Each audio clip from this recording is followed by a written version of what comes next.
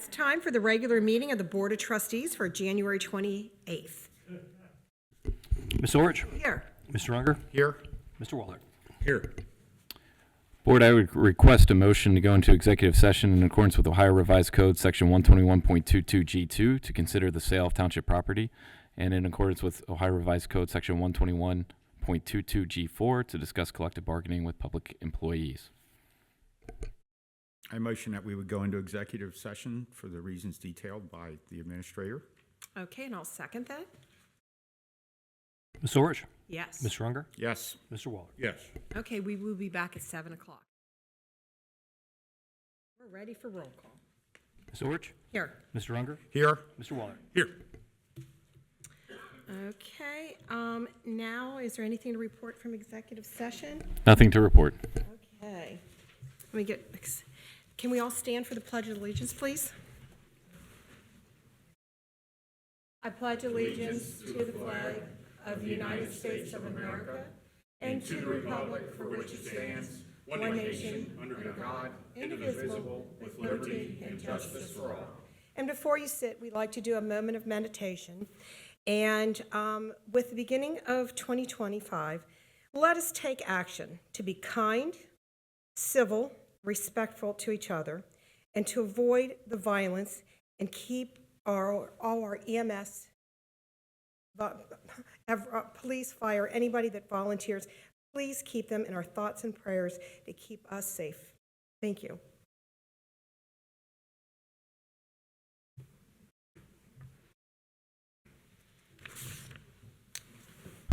Okay, we're going to do some approval of minutes. Thank you, Board. First, I would recommend a motion for the approval of the minutes of the Board of Trustees meeting held on December 10th, 2024. I motion that we approve the minutes from the December 10th, 2024 meeting. I'll second Mr. Unger's motion. Any discussions? None from me. None. Ms. Orich? Yes. Mr. Unger? Yes. Mr. Waller? Yes. Thank you. And secondly, I also would recommend a motion for the approval of the minutes from the Board of Trustees meeting held on January 7th, 2025. I motion we approve the minutes of the organizational meeting that were held. The meeting was held on January 7th, 2025. I'll second Mr. Unger's motion. Any discussion on that one? None. Ms. Orich? Yes. Mr. Unger? Yes. Mr. Waller? Yes. Thank you. Thank you, Board. Tonight we have two presentations. The first, and I'm not sure if the individual is here, but we were expecting someone from Cincinnati Moose Lodge to be in attendance tonight. We just wanted to thank them for their years of support for our police and fire. Anyone here? And since I'm not seeing that individual, I will just go ahead and say that over the years they've contributed a substantial portion of dollars through donations to both our police and fire department. I know we're extremely appreciative of them, and we will reach out to them to share any thoughts that you all have as well. It is always nice to see those checks, and personally, thank you for all you do. Absolutely. They've been very generous. And then the second presentation tonight is an exciting one, and I will let Chief Walls introduce that presentation.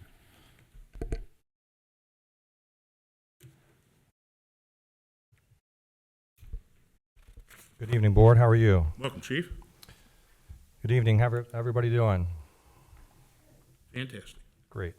I'm here tonight to do a retirement proclamation for firefighter EMT Aaron Westerfield, who retired on December the 30th, 2024, after 20 years of service here to Colerain Township. Aaron's time in the fire service lasted 30 years total, beginning in Nebraska, going to Michigan, and then coming to Southwest Ohio in 2000. Aaron started here in November of 2004, and throughout his tenure, Aaron's demonstrated professionalism and dedication in various roles, up to and including firefighter, emergency medical technician, apparatus operator, and honor guard member. His contributions have included firefighter, EMT, and attending the National Fallen Firefighters Foundation memorial event in Emmitsburg, Maryland. His contributions, though, have extended beyond operational excellence, enriching his colleagues and the community's lives. One of those hallmarks I want to talk about, though, has been his long-standing involvement with the Honor Guard. His commitment to honoring the fallen firefighters was exemplified by his attendance at the National Fallen Firefighters Foundation Memorial Ceremony no fewer than 12 times. Our honor guard was constituted for the fire department in 2008 with the line of duty death of Captain Robin Brocksterman and firefighter Brian Shira. The annual event held in Emmitsburg, though, is a deeply solemn and prestigious occasion that pays tribute to firefighters who have made the ultimate sacrifice every year. Aaron's repeated participation reflects his unwavering respect for the profession's traditions and his dedication to preserving the memories of those lost in the line of duty. His role in the honor guard was not just a ceremonial duty, it was a profound expression of the values he has upheld throughout his entire career. Aaron's legacy is one of steadfast service, compassionate care, and a deep respect for the firefighting community, leaving an indelible mark on Colerain Township and beyond. And I believe one of you has the I proclamation. have the proclamation that I'd love to read. Whereas firefighter EMT Aaron Westerfield was hired on November 9th, 2004 as an employee of Colerain Township Department of Fire and Emergency Medical Services. And whereas firefighter EMT Aaron Westerfield has demonstrated professionalism, allegiance, service, commitment, and excellence through his contributions as a firefighter, emergency medical technician, apparatus operator, honor guard member, colleague, and friend during this tenure with the department. And whereas firefighter EMT Aaron Westerfield retired on December 30th, 2024 after 20 years of commendable dedication to providing fire protection, emergency, medical, and community risk reduction services to Colerain Township community. Therefore, be it resolved that Colerain Township Board of Trustees recognizes firefighter EMT Aaron Westerfield as an outstanding employee and that he contributed greatly to our community during long public service tenure. Be it further resolved that in recognition of all that firefighter EMT Aaron Westerfield has done for Colerain, the Colerain Township Board of Trustees hereby proclaim Tuesday, January 28th, 2025 as a special day of recognition for Aaron Westerfield to acknowledge his contributions to our community and wish him continued success in his retirement. And I'm going to give you a standing ovation.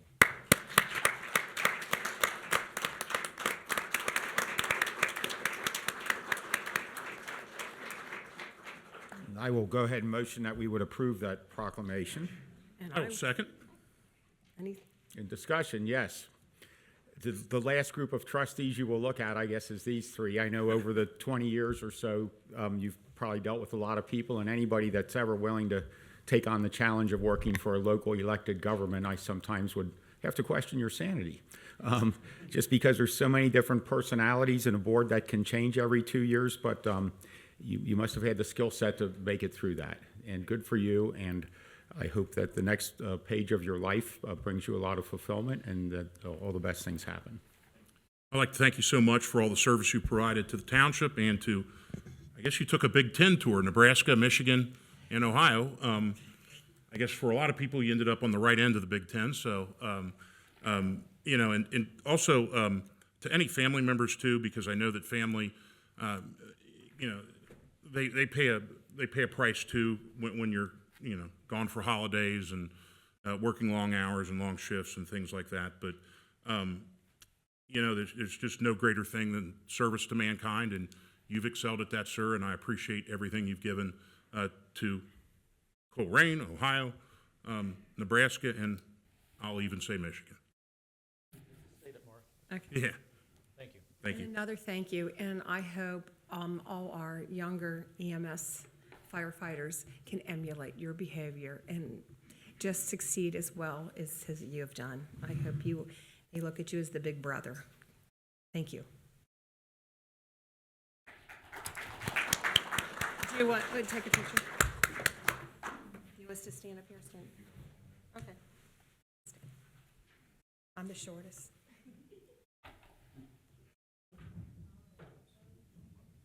It falls down all the time.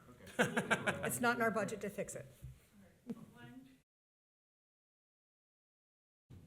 Congratulations to you. Congratulations, sir. Thank you, and good luck. Okay, now we move on to citizens' address. And since I've got a nice stack here, we are going to go over the rules and regulations. You have 5 minutes. We will not be giving too many, since there's a lot of people here tonight, so please stick to your 5 minutes, respectful of your time. And you can ask questions during your citizens' address, but we're not going to answer because it's your time. We will answer in our citizens' address. And if there was a question to one of the different department heads, they will be answering if they have the information for you tonight or in the next meeting. And this is our mantra for the citizens' address. Please be aware that your statements, the statements and opinions provided by members of the public during citizens' address do not necessarily represent the views or positions of Colerain Township, nor are they guaranteed for accuracy. The township does not vet, fact-check, or pre-approve or review any such commentary prior to citizens' address. And with that being said, I do believe, Michelle, you were the first one here. Okay, so we'll go with Michelle Lewis, and please just state your name and your address. Welcome. Hi, my name is Michelle Lewis. I reside at Kissel Park condominiums across from Colerain High School. Good evening, trustees, guests, and my fellow residents. I'm here to share with you all for consideration my statement and recommendations made last week at the public forum hosted by the Colerain Council of Neighborhoods with local leaders. I'm here this evening to voice what many are afraid to come forward to say, which is our community is in crisis. From my perspective, I believe the crisis we face is multifaceted and involves the following. First, a large increase in drugs and violence in our community. Number 2, the reduction of police staffing and lack of funding. Number 3, concerns about inefficient spending of our tax dollars. Number 4, low engagement from the community. This evening, I'd like to seek support of 2 solution-focused recommendations related to the large increase in drugs and violence in our community and the reduction of the police department, which is currently unable to support an aggressive approach to policing. First, mutual aid agreements. I'd like to understand whether the mutual aid agreement for law enforcement, Resolution 32-10 from May 25, 2010, then later amended on December 10, 2013, is still in effect. If so, why aren't we using it? I recently learned from a resource that contracts must be put into place to obtain assistance from other police jurisdictions. This according to the Ohio Revised Code. However, for those in attendance who don't know, the MAA can include language which states that aid is provided as a cooperative service with no expectation for repayment, especially for short-term assistance or emergencies. We have an emergency in Colerain. No disrespect to our active police personnel, but crime has overridden what can be controlled, and we need immediate more hands on deck. It's my understanding that our trustees can propose the use of a mutual aid agreement. I believe current crime statistics over the last 12 months show the ask is appropriate. Secondly, FLOC. For me, FLOC rests on the question, where is it working where it's currently at? I recently learned that we cannot obtain data about FLOC since we don't have a contract with the provider. However, do we know since the FLOC camera was installed at Lowe's, has there been a reduction in the number of police calls to this location? If so, I'd say that's a good reason to vote yes on FLOC. Putting aside the controversy surrounding privacy, FLOC is a means to get a handle on things right now. This does not mean forever. I recommend that we pursue the use of FLOC through available grants and budget resources, use it and revisit its use once the crime rate goes down. I like to end my time with 2 personal stories, please. First, my elderly neighbor friends. They are too afraid to answer their door out of fear of getting hurt or becoming the next death statistic here in Colerain Township. That's hard to hear. This is not an exaggeration. I have been told this on countless occasions. So I'm here tonight for them. Secondly, nearly 2.5 years ago, my oldest daughter lived with me as she was pursuing her graduate degree at Miami University in Oxford. She was at Target and her car was pinned and trapped by an unknown car in the Target parking lot, while another person attempted to gain access to her passenger door. Fortunately, her quick thinking and awareness has always led her to lock doors immediately upon entering her vehicle. Out of fear and for other reasons, she did not want to make a report to the police department, even through my encouragement. If we had flock cameras, an active mutual aid agreement for police officer assistance, and additional police personnel of our own, situations like this could be addressed effectively, where our community members feel supported through the use of multi-safety measures and are confident in reporting incidents such as the one I shared about my daughter. This concludes my statement, and I appreciate your time this evening. Thank you. Thank you. Rose Inderhees?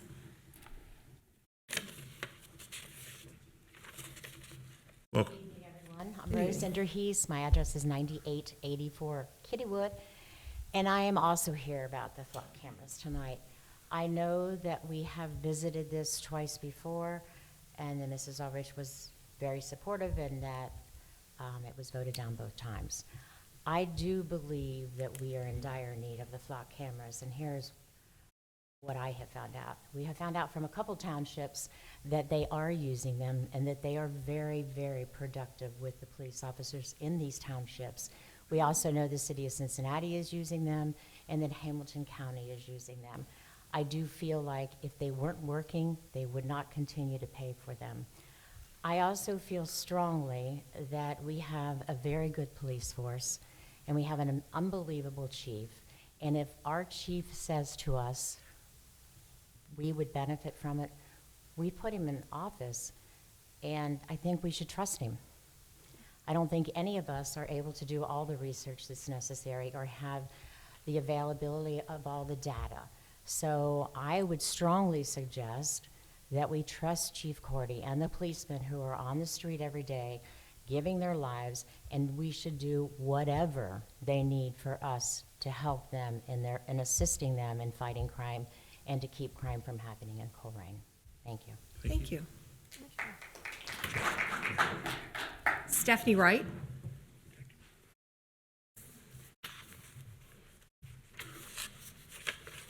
Good evening. Stephanie Wright.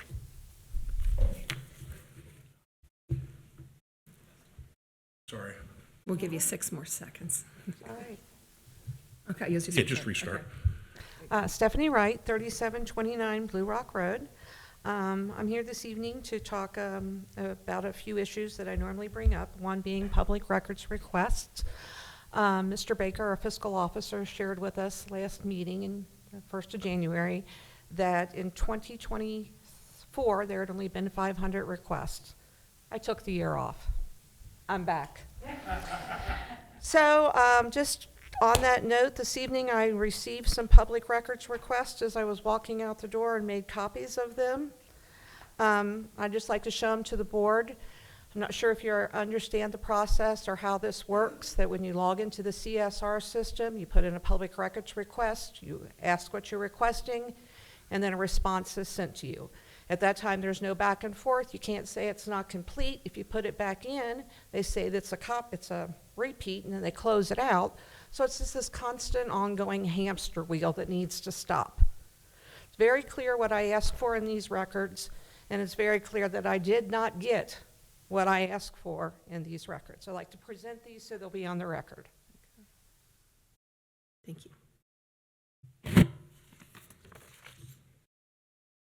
I know that Mr. Baker has staff that works underneath him and helps with getting those records together. So my suggestion would be to Mr. Baker, before he hits send and sends them to a resident, look them over, because they're incomplete. Then I'd like to speak tonight about our boards and commissions that we have in Colerain Township. We have the CURB, CIC, BZA, and zoning. All 4 of those boards work at the pleasure of the Board of Trustees. All 4 of those boards operate under different policies and procedures. A couple of them use Robert's Rules of Law, a couple of them don't.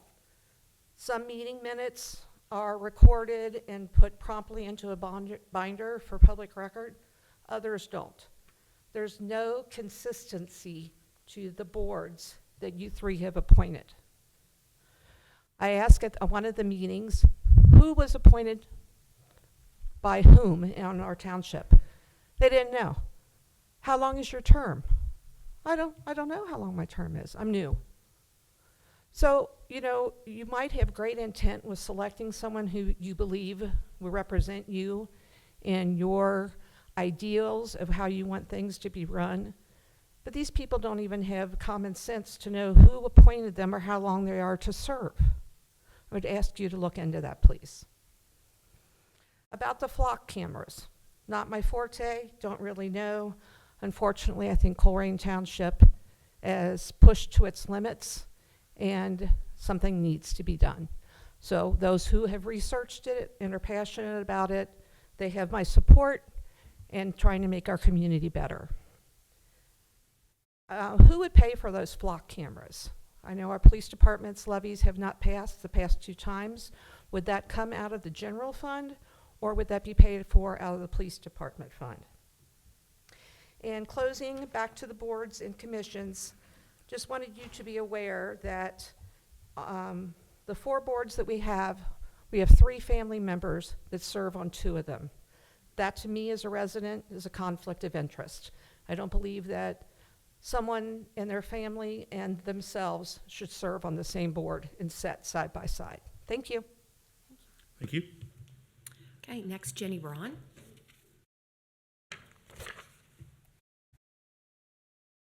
Hello, my name is Jenny Brown. I live at 5292 Day Road, and I'm here also to talk about flock cameras.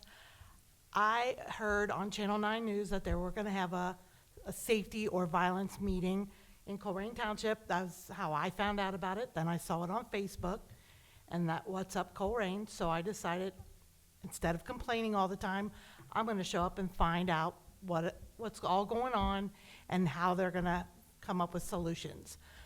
I also brought my son to speak on behalf, because I've never heard of flock cameras. He explained them to me, and then the use of flock cameras. I was shocked when I only saw one trustee at the meeting. This is our community. This is our safety issue, our violence, and they were trying to come up with solutions. And there was only one trustee at the meeting, which I thought was shameful. I made time to stop here today so that I could voice my opinion as a resident that there are solutions with flock cameras. You can get local community businesses to help with the cost of that. It would help in their safety and deter violence. So I really urge you to look into flock cameras. Off camera, someone will talk to you about it if you'd like and explain how he uses it every day in his job. He just can't come here and talk about it. So I'm here to urge you to please think about it. The minute you walk out of your home, your privacy is gone. So if you're worried about flock cameras and your privacy, that is not what they're used for. Your cell phone says everything that you talk about will all of a sudden be on your cell phone 10 minutes later. So if you think you have privacy in your home, you really don't. So if you think flock cameras are gonna violate your privacy, it won't. If you're not doing anything illegal, you don't have to worry about a flock camera. Thank you. Thank you.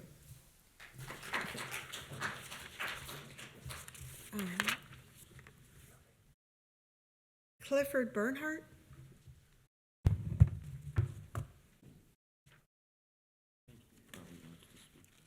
Welcome, sir. My name is Clifford Bernhardt. I live at 9879 Merino Drive. And my concerns are these businesses, like Vinebrook, is buying out all of our properties, a lot of our properties. And that gives them a monopoly on a vote of anything, that's voted on as far as what goes on in the communities. I think it should be like one vote, per people that have the properties. Like say you have 10 properties, you only get one vote for that street and one vote for the community. That's just my opinion, but, because the people own the single houses, like me, only one house, we don't have a very good voice in that if they decide to go against us. That's all I've got to say. Okay, thank you. Thank you. I need to ask a quick question. Mr. Bernhardt, I did get that document over to your house. Yes, and I thank you. Yeah, it's going to work where it's going to go. Okay, that's fine. Thank you. Thank you. Carrie Davis?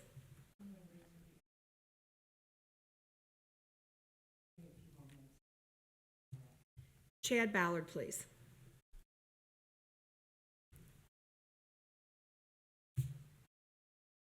Welcome. Welcome, thank you. Good evening. I'd like to talk about the flock cameras, as I know they've been voted down twice before. I think that's once. People keep saying twice. I think it's once. Has it been discussed twice? It's once. Is it once? It was brought up once, voted down, and was brought up again to put it back on. It was voted. Okay. ODOT already has cameras on Colerain Avenue, and anybody can log in and watch them at any time. At least with the flock, only the police department would be able to log in and watch them. And with the amount of calls for service that they receive, I doubt they have the time just to log in and see where people are going or following their routes. I imagine the only time that they would be used is if something gets flagged or by investigators. Mount Healthy, Springfield Township, North College Hill, Fairfield, Green Township, the Sheriff's Office, and many others already have flock cameras, as well as Lowe's on Colerain Avenue and many HOAs. So if you're worried about them, I suggest you may never leave Colerain. And stay away from Lowe's and don't visit any HOAs. We are literally the only community that don't have them.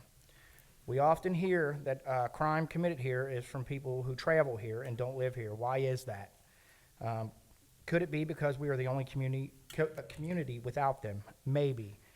I'm not saying these will make crime non-existent, but if it does come here, it'll give investigators the tools they need to help solve the crimes. It could also deter crime from coming here. Did you know that if somebody commits a crime with a stolen license plate on their car and then drives down the road and swaps out the plate, this system can still track them down by other characteristics on their car? Now the police have a lead. I ask that you guys at least give it a try for a year or two, see what comes of it. If they show not to be useful, get rid of them.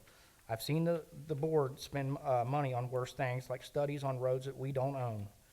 These cameras have helped solve thefts from local stores and other communities that have them.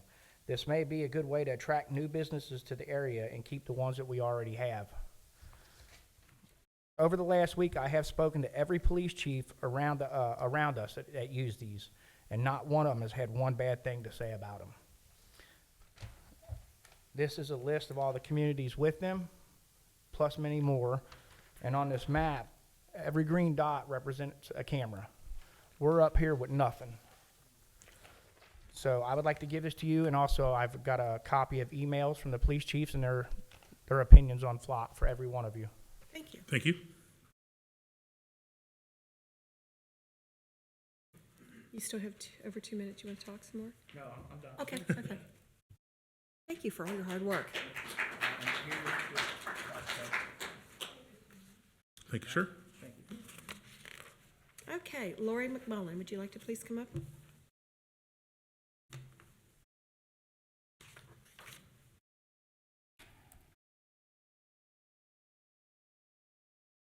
Welcome back. Lori McMullen, 10057 Menominee. First, just want to say yay for Merino streetlights. I don't know if the trustees know, that's actually our second attempt to get streetlights installed on Merino.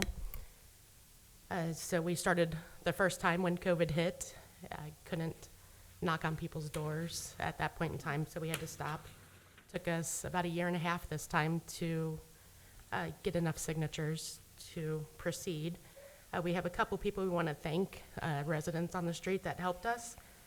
Debbie Craven, Melissa Irwin, Michelle and Ken Gabbard, as well as Dave Hancock.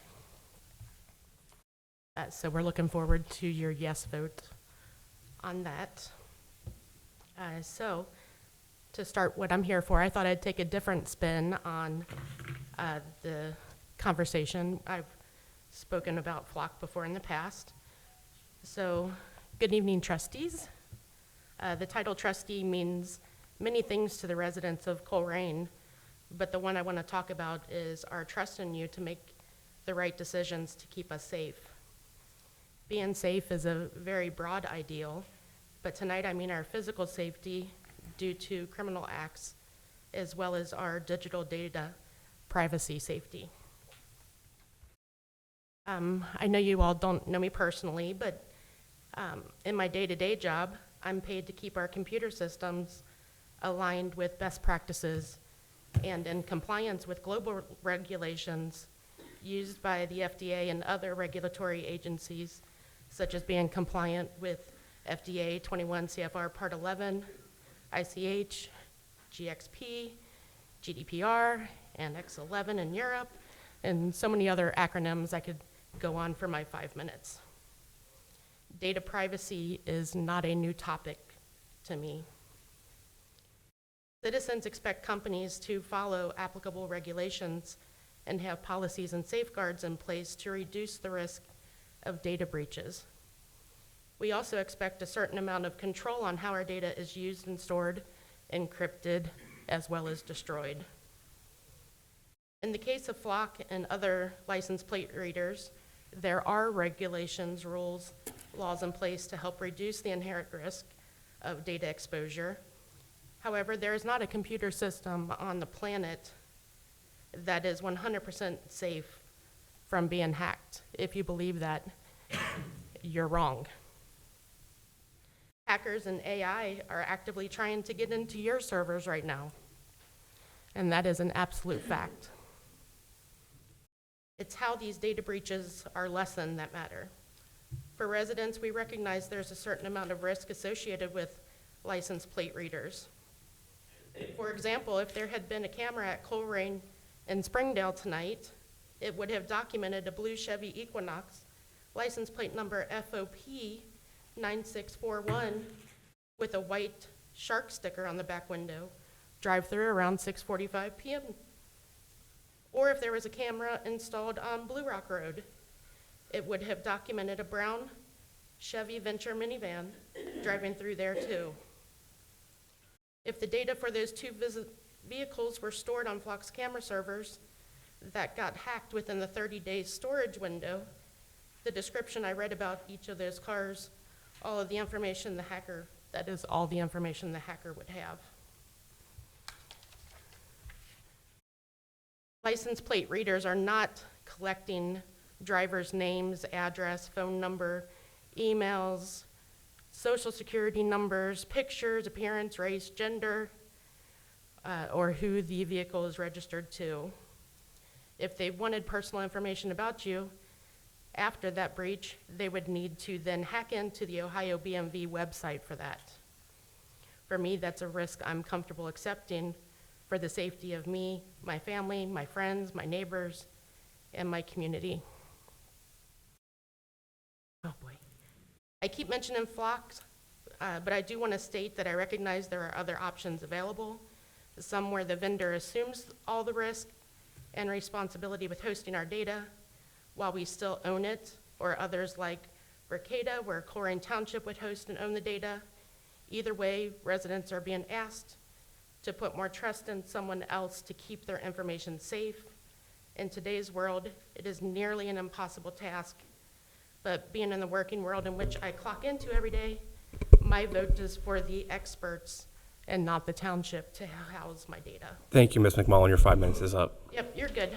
Thank you. I will go ahead and leave the rest with you. You can Okay, read that's through good. it. Okay, we can. I also included, I thought I'd grab some other success stories not on the Flock website, such as Loveland. The city of Loveland. So you can read through those as well. Thank you, and I like your shirt. Oh, thank you. Both my copies. No, it's just one copy. We'll all have to read it. Okay, Carrie Davis. Welcome. First, I would like for you guys to please consider moving this discussion up on your agenda. I see over a dozen people who are here specifically for this, even if they're not speaking. So it's a really long agenda tonight. So I would ask that you move it up in consideration of them, and some of them are elderly. I'd like to also mention that we have in the audience, 2 board members from the Colerain Council of Neighborhoods are here. They've had a busy week, so a lot of the board members took the night off and left it to me to come and speak with you. I am with the Greater Community Group, and I am a facilitator for the Colerain Council of Neighborhoods. And I provided you each with a summary. We conducted our, let me first say this. The reason we did our meeting is because you didn't do it. You guys should have done it. You should have had a meeting. People were really scared, and they wanted to feel like somebody sees their anxiety. And you guys should have had that meeting. When we planned it, we said the township is likely going to announce one any day now. We didn't really think we would have to have the meeting. We really thought our community would lead us. And so the next time something like this happens, let's talk a bit about it. You know, it was bad. Also, we did a survey, so we put it out there. We got a great response. Thank you, Cordy, for coming, the sheriff, and all the residents. It was faces you have not seen. There's 1 or 2 of them here tonight, but you know, Ms. Ulrich, because you were the only one who came, that these were new faces who were very concerned and came forward. So I gave you guys, but that's why we had the meeting. We also did a survey, a questionnaire at the meeting, and in addition to multiple polls on the social media. And I am proud that we actually, I believe this is the largest number of residents who have ever responded to a community poll. We usually don't get very many. So 358 residents responded, and there were 2 issues. And I thought this showed how brilliant our residents are. There were 2 things that actually tied for the biggest things they want from you. And one of them is absolutely flock. They want flock. They want to help their officers. I don't care if they're criminals or if they're the most law-abiding citizen. It is uniformly 74% of residents voted for flock. They also voted because they do not feel the presence of the township officers.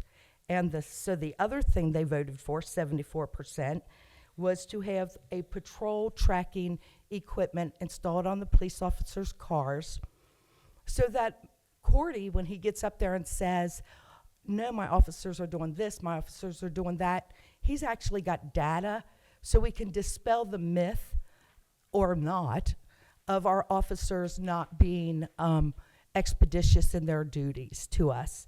And in addition to that, when I took the police class, we went to the 911 center, and they told me multiple jurisdictions have this police tracking device on their vehicles because it hastens dispatch, because I didn't know a human being literally sits there and finds a cop to come. But when you have the tracking device, they actually see it on their screen. It's not something public, it's private, only by law enforcement. But they actually see where the officer is on the screen, and they know who to send instead of calling and saying, hey, Joe, you know, where are you at? And they have to do this, and it delays response. So it would help with that also. And if one of our officers gets injured and he can't radio us, we know where he is. So there's a lot of pros for it. And I would like to request, and everybody pretty much agrees, you guys gave yourselves about a $300,000 slush fund, discretionary fund, and I don't believe there is any higher priority in this community than the safety of our residents. I don't think there is anything that takes a higher precedent and a higher duty from you all to protect. So I'm asking that you use what's remaining of your slush fund money and invest it in these 2 systems and show the community you are listening, provide the police protection in their jobs, and make their jobs a little bit easier so we can bring the bad boys home and out of Colerain. Oh my gosh, I talk so much. Thank you, Ms. Davis. Your time is up. Thank you. All right, thank you very much. let me see, I do want to share one other thing. Hey, Ms. Davis, your 5 minutes is Mr. up, Yost so I'm going to have and you Mr. sit down now. DeWine Thank told you. you all that if we don't have a dispensary Davis, here, Ms. we Davis, will your 5 have minutes is drug up. dealers and violence. And Ms. Davis. we did get that.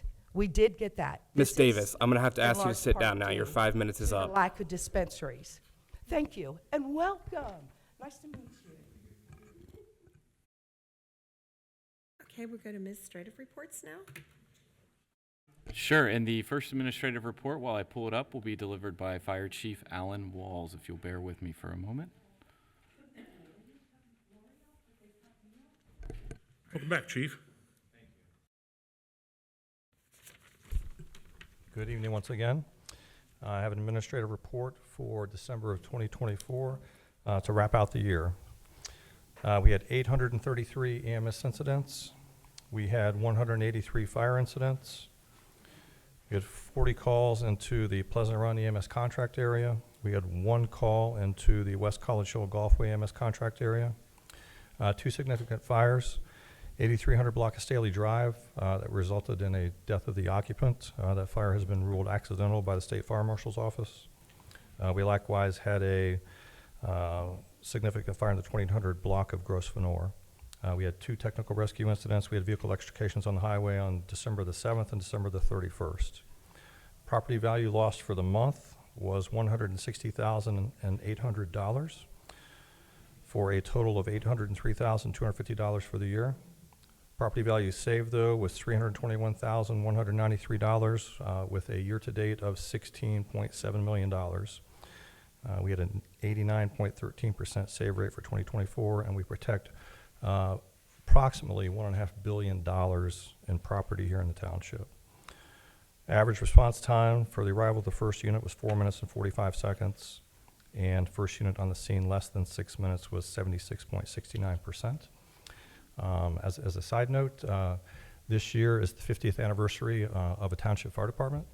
Back in 1975, what was Groesbeck and Dunlap came together and said there's a better way to do fire and EMS protection in Colerain Township. Hence, the Colerain Township Fire Department was born. We'll be celebrating at an awards banquet and 50th anniversary celebration here in March. And I wanted to thank the Colerain Historical Society for a generous donation of $400 towards those efforts tonight. And that is my report for tonight. Thank you. Thank you so much, sir. Thank you. Thank you, Chief Walls. The next report will be provided by Police Chief Ed Cordy.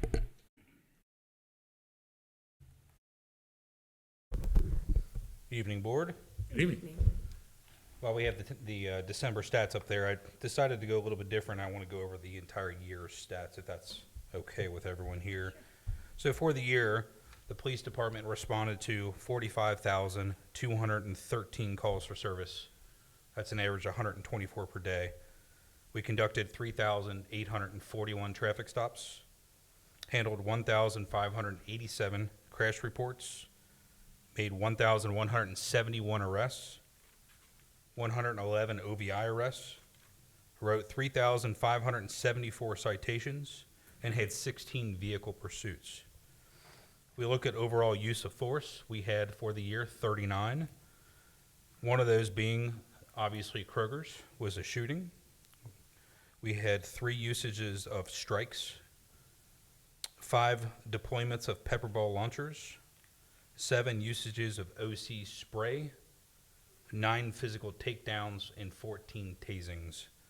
So if we look this and put it into perspective, for 2024, we had 36,233 total contacts with citizens and visitors to Colerain Township. Using force 39 times out of that equates to 0.11% of all contacts we had to use force. And again, of those 36,233 total calls, our officers displayed force 90 times and was able to de-escalate before the situation before they had to use force.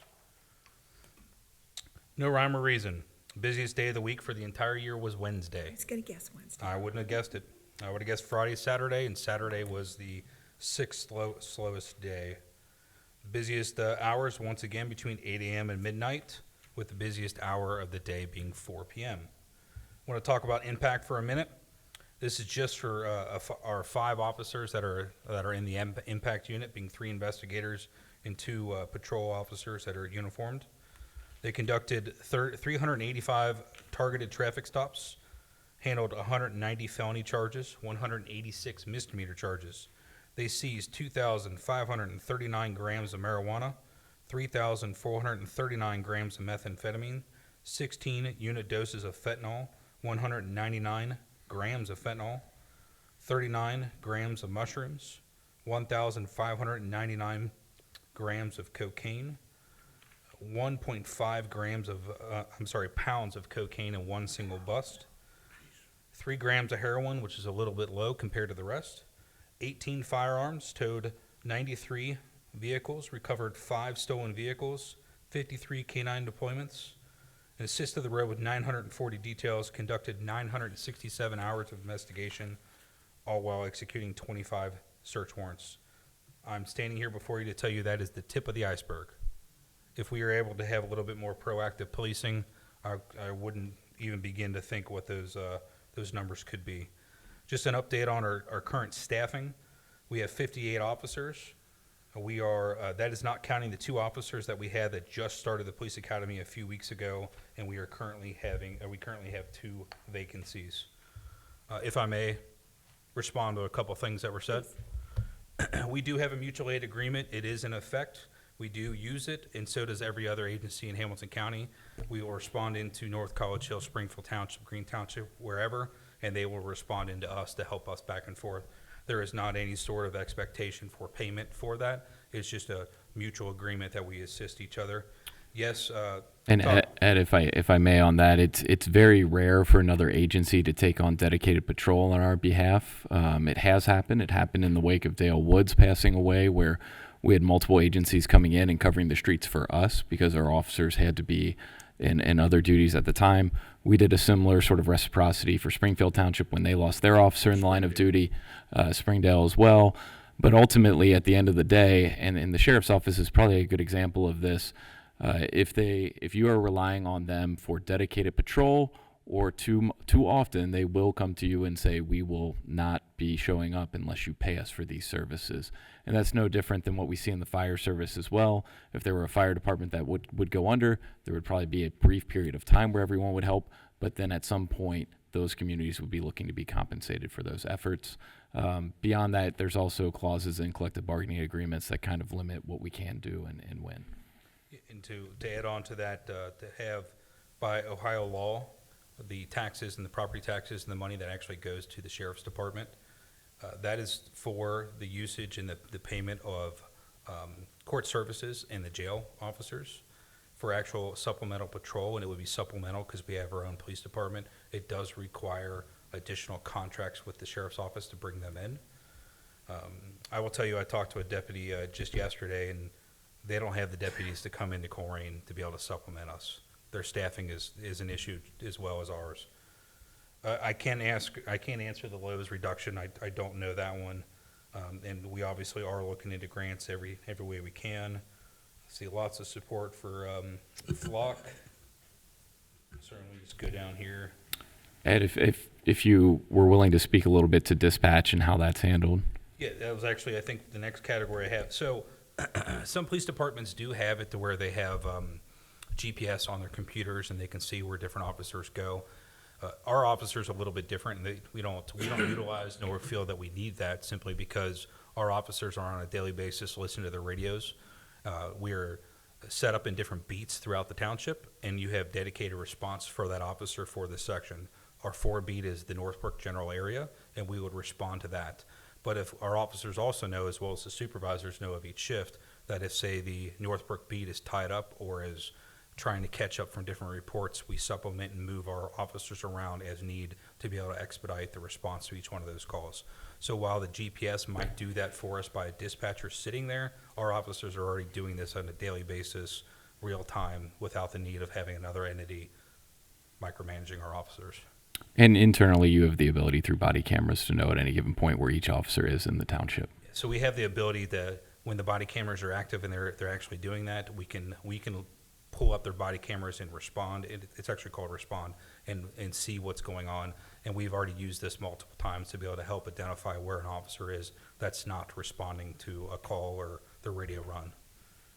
I think that's what I had on just the outside, unless there's some questions on flock, since that was the other thing that was most. Actually, Madam President, I was going to motion that we move the flock discussion I'm saying thank you. I was just going to bring that up. while we have Chief here. Yeah. Right, I wanted to say one thing to Chief, and we will make the motion. I want to let you know, approximately at 10:35 Sunday morning, I was going northbound on Colerain Avenue. One of our Colerain Township police sirens and lights were going on, and we had the green light, 4 lanes of traffic. Thank God, I'm saying thank God, because your officers were well-trained, that a big, large Suburban came 80 miles an hour coming from Old Colerain, running a red light, going into Struble Road. If that police officer wasn't there to warn us not to go through that green light, there would be quite a few fatalities. So I wanted to thank your officers for their proper training and pursuing that vehicle. I don't know what it was about, but I just was at a very precarious situation, and I understand the adrenaline those officers were going through, chasing a car going 80 miles an hour in a residential neighborhood, coming from Old Colerain into Struble. So I definitely want to thank whoever officer was on duty that day. And I'll share that. I believe it might have been Sergeant Renner that actually did that, but from my understanding is this individual had led multiple jurisdictions on this same type of pursuit all throughout the day and all throughout the area for a couple weeks, and trying to apprehend that individual. Had no rhyme or reason or care for anyone else. It was ungodly. I couldn't even believe it. And part of your report, when you were talking about our statistics, I know there was some research brought to our attention that most of our arrests in Colerain Township, 60% of them were non-Colerain Township residents. Is that correct? I don't have it directly in front of me. I think Jeff might. So in terms of violent crime, you have sort of 3 categories. You have known offenders that are Colerain residents, known offenders that are non-Colerain residents, and then offenders that we don't know their address or location. Of the known offenders, 60% are non-Colerain residents. Now there's, I think, about 30% that are unknown on the whole, so that reduces the total amount. But of the known, it's a 60-40 split. And that's updated. I started that in March of '23, and I updated it just last Thursday. So that time frame is almost 2 years worth of data. Matt, you had made a motion to move up the flock discussion. Yes. To now, and I'm fine with that, and I'll second it, but I would like to point out that the leader of the Colerain Council of Neighborhoods, Mrs. Davis, walked out of the room at 7:40 after having asked to have it moved up, and she's left the building and is not here. I'll still make that motion. And Okay. I'll second While it. we have Chief here. With respect to these folks that are here for that purpose, I say we Okay. can go ahead and discuss it, so I'll second it. Yeah. Right. Okay. Ms. Orich? Yes. Mr. Unger? Yes. Mr. Waller? Yes. All right, Chief, I've got some questions for you. I'll see if I can answer them. Okay, some things that came up, and I think part of this is maybe I've kind of not maybe described some of my issues with this publicly enough. I've heard a lot of people say, hey, you get your picture taken all the time, you get your picture taken all the time. I get that. However, this is a little bit different. One individual said only police departments can log in. That's not true, right? To the flock database, you have to have a contract with them to be able to log in. But private people can log in. So an HOA can log into their database. I don't believe they have remote access to anyone else outside of their own HOA database. Like Lowe's can log in? Lowe's can look at the data that's coming and going from the Lowe's property and their camera only. They can't look at all the other cameras that law enforcement have access to. Okay, so I called twice the sales rep on this, and we traded messages. Also, flock laws in place. One person mentioned laws in place to guard the data. So they have this 30-day window, but there's actually no law that enforces them to actually delete that after. That's up to the pleasure of the company, right? From my understanding, and again, I'm not the expert on this, so I can easily bring them to it in the next meeting if you would like. But my understanding is it automatically deletes at 30 days unless we tell them by local statutes that says that it must be kept shorter or longer. Right, but there's no state statute that does, is that I could find, there's no. Not that I'm aware of. And I'd ask you for a contract, I asked him for a contract, and ask you for a garden variety contract, it's hard to get that. So I got one from a different jurisdiction, and I want to point out, and again, this doesn't indicate opposition necessarily to flock, because the more I've researched it, the more I see that there's some utilities for it, but I'm really concerned about some of these things. So the 30-day window, so from what I understand, and again, reading through pages and pages of these documents, you tend to get a little bit, googly-eyed on it, that our data is our data for 30 days, and it goes to Flock. But when Flock repackages it with data from Green Township, Spring Township, North College Hill, that's a new product. And that product does not have the 30-day embargo on it, and because it's a value-added product. It's not, so our stuff from Colerain, they have to erase within 30 days, but if you look at section 4.2, customer generated data, and 4.4, data distribution, it's an interesting clause where it says, first of all, Flock has no obligation to monitor or enforce the customer's intellectual property rights, and the customer grants Flock a non-exclusive, irrevocable, worldwide royalty-free license to use the customer-generated data for the purpose of providing Flock services. So once it's formed in this new kind of metadata thing, and it goes on in section 4.4 to say that the Flock can keep that, once they give that to a recipient, that I guess would be another law enforcement agency that would download that information, the recipient can then keep that for a period longer than Flock's standard retention period and provides consent to such retention period. And that customer, and this is how I guess we get linked into the metadata, customer may upon request choose to integrate Flock services with a third party to either distribute integration data or customer data. Upon such request, the customer hereby grants to Flock a non-exclusive, non-transferable, royalty-free perpetual license to access, share, view, record, duplicate, store, save, reproduce, modify, display, and distribute customer data and or integration data is required by the requested distributor. Customer acknowledges that such data may be viewed, recorded, duplicated, stored, saved, reproduced, modified, displayed, distributed, and retained by a recipient for longer than the 30 days. So my question is, with regard to 4.4 and 4.1 here, look, we're the customer, 4.2 and 4.4, we're the customer, is there a possibility, and maybe this is for legal counsel, that we could negotiate those points? Because that's really at the core. Because our data is one, we'll call that data A. Data B is this new group of data that's formed from A and other places, and that could be packaged forever. Well, I don't think that's the purpose.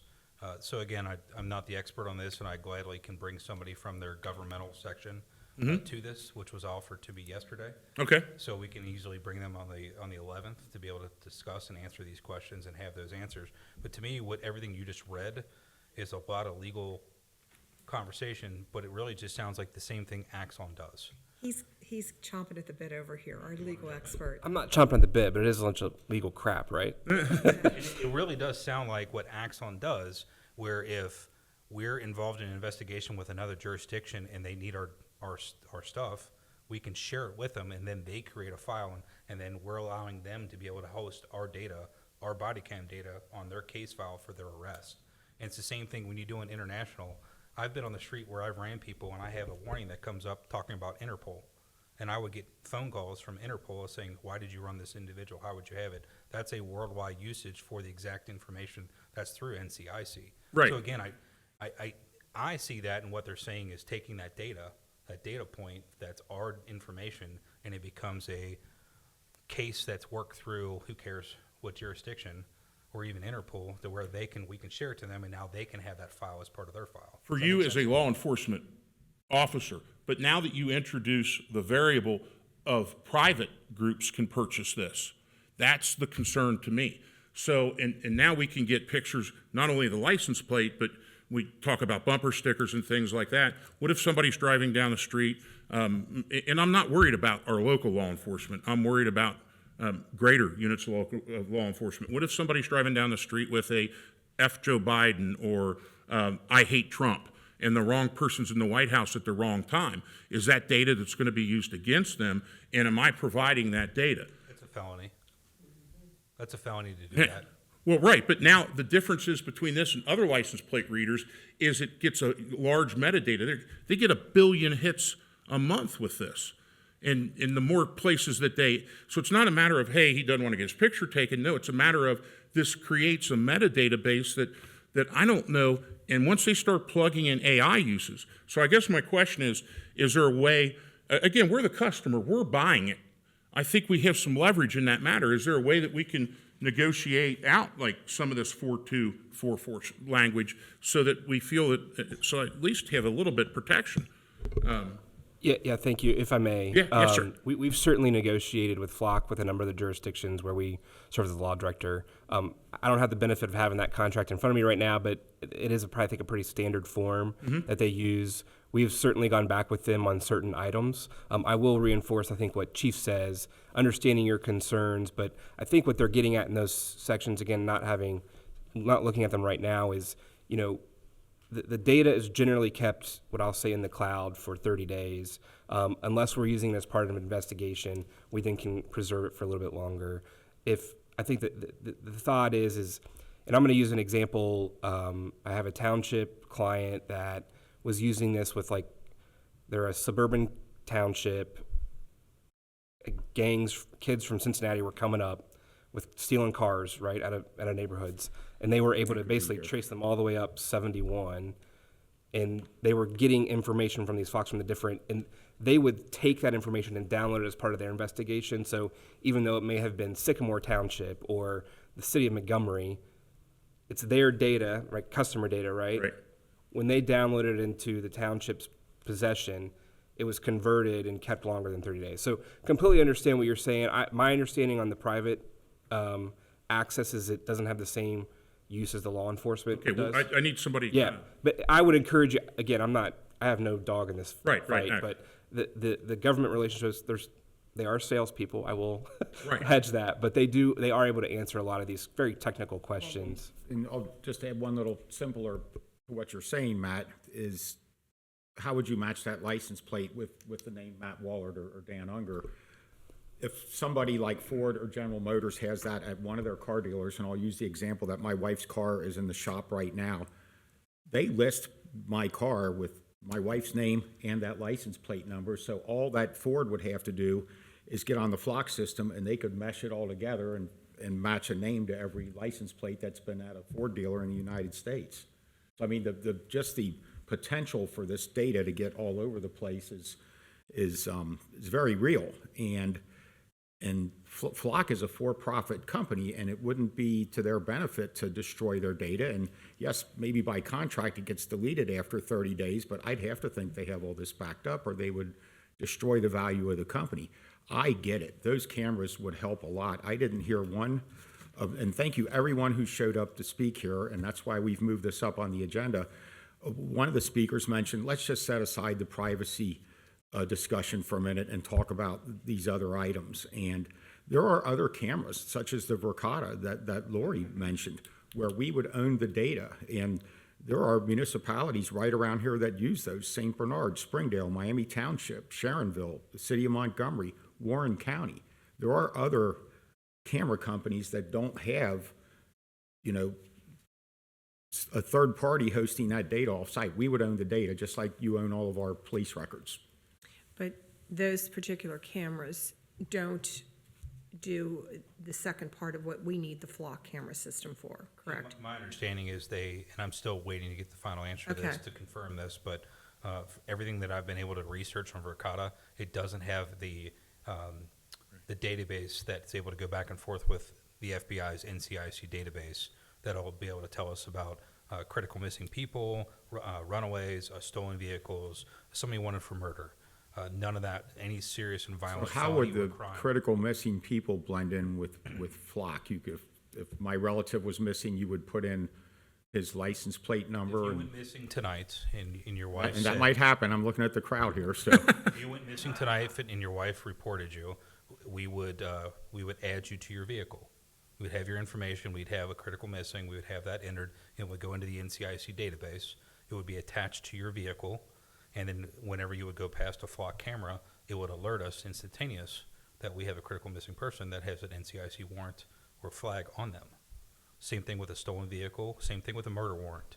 And it would have to be a flock customer that could do that, and you couldn't say, hey, I want to know where he's at tonight, run his plate. I'm not going to, and nor is any of our officers. Right, but I don't mean just Colerain, I mean any break in the chain of trust throughout all the flock system.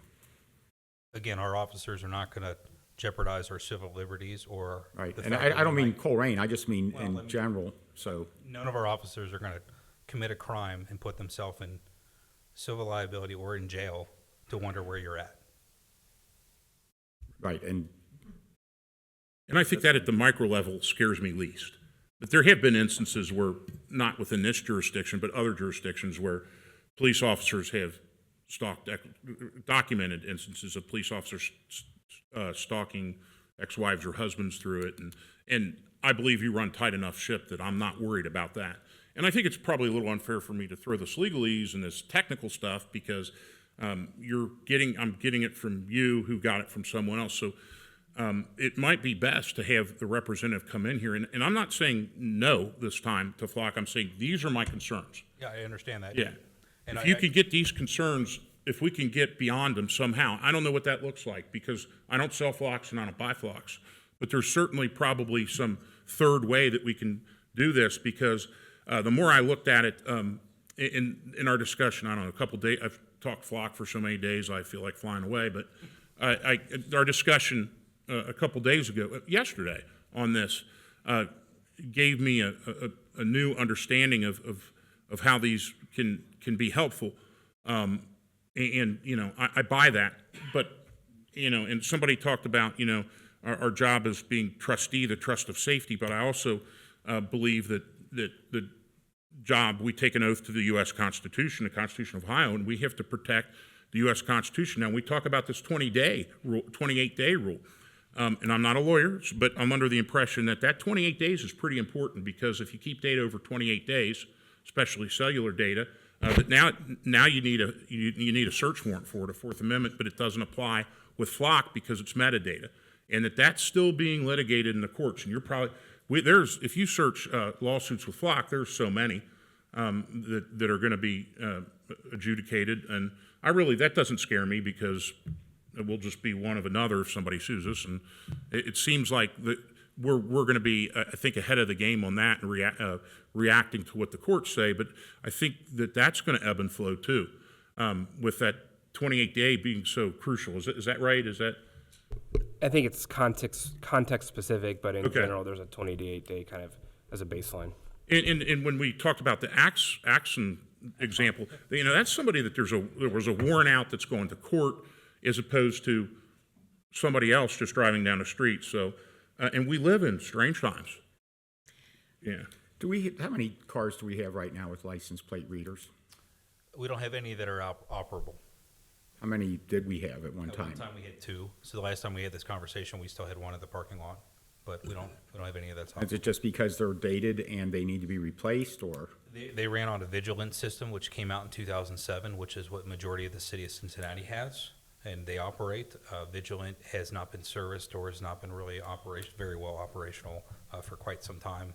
So the city of Cincinnati will be also in talks right now with Flock, but they're just not operational for us to be able to have. In each one of those units that were on the car were $25,000 a piece. And they were specific to an area. Right. Well, it only went on one car. One car, So right. it could only, of all the vehicles we Right. have out there, you had to have that one car to be able to have that. Exactly. And now, we have worked with multiple jurisdictions around us with their flock cameras, correct? And they've worked with us with whatever cameras, because talking to some of those different municipalities, they have their cameras pointing at us. They see us coming out of Green Township and Butler, so the cameras are already on parts of Colerain. So that data is already being extrapolated and stored. And your neighborhood, they felt so strongly about the flock camera system. They're in a homeowners association, and you put 2 cameras in your neighborhood, correct? That's right, one at both entrances. And so more and more, even condominiums associations have contacted us about if it was okay for them to put them in their areas. Now, would anybody in your neighborhood, this is your association, they're the only ones who could tap into your information, correct? Or, Yes. yes, okay. Does your board, Mr. Baker, could you tap into the information? You're a resident there.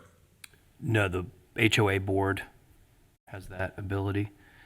But to get the information, they have to go to a surrounding municipality, and because we haven't given our police department the permission to do that, our neighborhood in Colerain Township has to go to Green Township for their assistance to get the Have information. you had to do that? Yeah, oh yeah. Oh, yeah. But they can tap into the metadata, the big data set. So if I understand this correctly, you're saying if there was something that you were concerned about, you wouldn't be able to bring up the data yourself. You would actually go to Green Township and tell them, we have a concern at this time date. Can you look into this? And that's how you get the information. Actually, Flock has to contact Green Township to get that information. Okay, that's, I just had heard that Colerain Township couldn't get into the system because we don't belong to the system, so therefore we have to use another municipality's time and efforts. Right. No, to answer, kind of rehash what you just said, yes. You could drive down Harrison Avenue. As soon as you leave Colerain, you've got one in Green Township. East Miami, going into Butler County, you have one from Fairfield. You could say almost every single street that leaves Colerain going into a different jurisdiction, they absolutely have them pointed at incoming traffic because they want to know when they're coming into their area, from our area. Right, we already have it, so what Carrie Davis had talked about, our discretionary fund, each trustee was given some money to see what they wanted to use that was an important issue in the township. And I would like to use $50,000 of my discretionary funds to put towards a flock camera or what the system that you bring to us. So I don't know when we would motion that, but that's. Or you would consider one of these other systems Whatever too? Chief Cordy and our legal team decides is the best for Colerain Township, I would like to start the procedure of getting that ready, because letting the public know it's not something that's going to be instant, because it will take several months to get certain permits and permissions from, because we don't own all the streets in Colerain Township, correct? So we have to get From my some. understanding, it's a little bit easier than it was the Okay. last time we talked about this. Okay, just want to double check on that. But I can, if the board would like, and we want to, maybe on the 11th, Mr. Weckbach? Well, what I was going to suggest is there are a few paths forward. You could make a motion from the dais to allocate that portion of your discretionary funds tonight. You could direct staff to bring that forward as a motion at the next meeting. You could make a motion that would, direct staff to bring forward a contract. I mean, there are multiple ways to sort of slice and dice this. So I know Mr. Ballard has talked to the flock representative, and he couldn't make it tonight.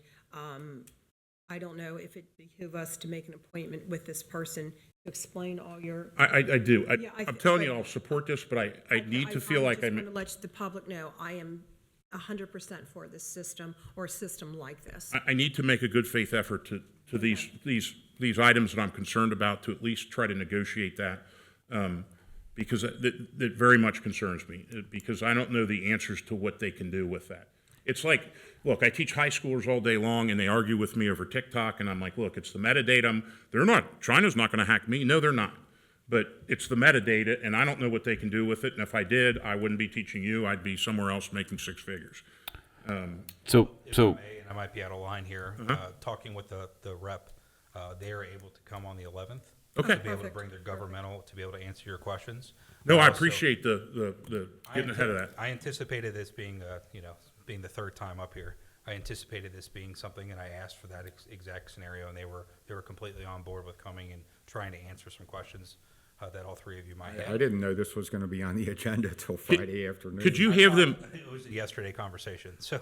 Could you have them send a copy of the contract that we would sign ahead of time so that we could look at that as well? They were trying to get that, and what they were trying to do for me today also was give us the original proposal from 2 years ago. Okay. So if we said your magic wand and what would be the best way to lock down Colerain with cameras was 72 cameras. I know, it's just. That's a lot. That's not gonna be It's something we're gonna 42, be now able- it's 72? It was 72. Ideally, where we wanted to be was somewhere in the neighborhood of 40 in my mind, Oh, okay, which is closer to about 120 because they're $3,000 a piece. right. So we'll have to figure out if I could tell them if we're looking towards 50, I can try to narrow So it down. my suggestion in terms of procedure would be a motion tonight to allocate the 50,000. We could set up a meeting with Mr. Wallert and the rep where we can talk through those couple clauses that you specifically mentioned with Chief Cordy. That can happen in the meantime, just between could the do a rep Zoom. and you. And then we could also review some of those other options more in depth, all with the anticipation of having a contract on the agenda with a provider on February 11th. That's a lot to get done in a short window, but if we start with that initial motion, I think that gives us what we need in order to move forward. Plus, if we know the dollar amount, then we know what we're working with the rep as well on either of these systems. Now, let's talk about this from a transparency point of view, because I just heard Chief and Mr. Unger say they didn't know until, I'm sorry, I was at the meeting Thursday night, and listening to the residents, I felt it was important to listen to the residents and put it on for the agenda tonight, so. that's fine. I'm sorry. That's fine. I would like I to- wasn't invited to a meeting, so I didn't even know it was Well, going on. I wasn't either. I want to make sure that people know we had this discussion. I don't know if it's a possibility. So our rules state that we typically waive that we have to have two read twice. For resolutions. Resolution, So this, okay. this wouldn't be This is necessarily a just formal a resolution. This would budget just be an amendment. agreement and what have you. So when I get the answers to those questions, I feel like we need to somehow get that information out. When is the meeting after the 11th? It would be March 11th. Thankfully, with February being 28 days, that makes the math easy. So if people have the same issues I do and they're resolved, it would be great to say that, or that we resolved enough that I feel comfortable. And I don't have a, And that was sort of my intent in sort of outlining that path of trying to schedule something for you and the rep to meet next week with Okay. Chief Cordy to work through some of those questions so that then we could bring forward something at the February 11th meeting. Action could be taken that night, knowing that there's still an implementation lag on any process moving forward after that, because you got to deal with right-of-way permits, you've got to deal with getting the equipment on hand, all the setups and data configurations. So, if there's a desire to move, in my opinion, this would be the sort of first step, would take some form of action tonight. Sounds like Kathy had an interest of using part of her discretionary funds.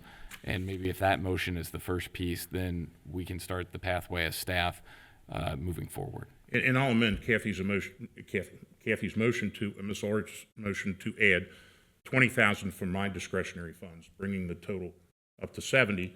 That will give us, look, we're talking about this, I think, on just a test run basis, and that gives us a bigger N number to look at to see what results it produces or doesn't produce. Just for a point of reference, just Colerain and Springdale Road would require 8 cameras. Which are 25? That'd be $24,000 just for that intersection. Right, well, you just, Up at 4 more. And do you own them, or do you own these, or are you leasing them? That's a year? You lease them. Do you know that? That is for a year. So they put Right. that camera there for a year. They are how much a piece? 3,000 per camera. Okay, so you could put 8 of them for $24,000. Since we're still in the discussion mode, I would like to add to you folks that came out, we did move this up on the agenda. It's 8:20, so we've been talking about it for quite a while, and your leader left here at 7:40. I wish she would have stuck around, because she criticized us for not being at the meeting that she gave out the location. I guess it was not, how much notice did we have that there was a meeting? I was not personally invited. I believe Chief Cordy was told the location somewhere around 24 hours ahead of the meeting date. And then one other thing, so people understand, the three of us cannot talk to each other outside of meetings. So if 3 of us show up at a policy meeting and one of us offers a comment, then that becomes a sunshine law violation. So sometimes it's good if only one of us shows up at meetings. And that's going to take me to my next question. So how would you make a decision where to locate these? I know that some decisions recently, over the last few years, I remember when it was COVID shot time and Hamilton County or whoever it was came in and said, here's where you're doing your shots at. And then we were criticized for the neighborhoods that we offer the shots in. Sure. And even Last year at the wonderful groundbreaking for the fire station over there on Clara Avenue, we had people that claimed it was put in that neighborhood for a reason that was completely untrue. And so how would we even decide, is that going to be an issue where we decide to locate these cameras when some neighborhood says, I don't want them, and somebody else says, I want them here, and the next thing you know, Matt probably remembers that meeting when he was... I was booed during a prayer, a blessing prayer Right. for the fire station. Yeah, so I mean, that's a question, is where would these get located, and how would we get over that hump of, well, you're putting them here because you are this? I think that's a pretty easy one to answer. It's just hotspot policing. And I would recommend, as part of that be something that, because it's used for investigative purposes, isn't going to be something that we're probably going to be out broadcasting. Now, granted, you're going to drive past it and you're going to know it's there, but the intent isn't to go out and say, hey, Colerain, here's where the 20, 30, 40, whatever number is, cameras that we have in our community. That tells folks, avoid those streets, right? So I think to Chief's point, we would go back to our internal groups. We'd rely on the experts to tell us where they're most needed. We'd probably put them there. We did that with the firehouse too, and we put it right where it would provide the best response time to all these people. And we had people show up and protest, why are you putting it here? Why are you taking this football field? Why? So, I mean, we need to be ready for that as a board, that we're going to get criticized. And the other thing I think we need to be ready for, I didn't mean to interrupt, is, and Brody may have this already worked up, is what is the public records policy for flock information? Because that certainly came up over and over again. And it's my understanding that those records are not available. So it's my understanding they are. It's interesting. Question for the flock representative. I would ask you to at least look into these ones where we would own the data also, the Verkada, because our PD, you or your successor, that's who would have access to the information. I realize they're not as broad-reaching as the flock system might be, but at the same time, they're not nearly as exposed to a data breach. I've gotten letters at home from my health insurer, from my credit cards, from my bank that says, hey, there was a data breach. You might remember a few years ago, the Social Security Administration had a data breach, and they turn around and say, well, we'll give you a year free credit monitoring. Well, when this flock system gets breached, and it may already have been and we don't know it, or whatever, I mean, that type of help for the consumer's not going to be there. It's just, you know, when we had the snow issue a couple weeks ago, one of the residents came over and took a picture of my street, you know, and says, how come Unger's street's pushed off? Well, to that resident, my street didn't get pushed off till 6 o'clock Monday night. But I mean, and my privacy is, I'm an elected public official. I get it. But I mean, that's the kind of stuff that's going on, is people will take your location and your data and where you live and just abuse it to the max. And there's, you know, you can't blink at the fact that there are people out there that would use this for nefarious purposes. Understood. That is my concern, and that's why I took the time to, there's 50 municipalities in Ohio that use these Verkada traffic license plate readers, and there's over 150 school districts that use another form of their cameras, and there's 633 school districts in Ohio. 1 in 4 school districts in Ohio is using the Verkada product.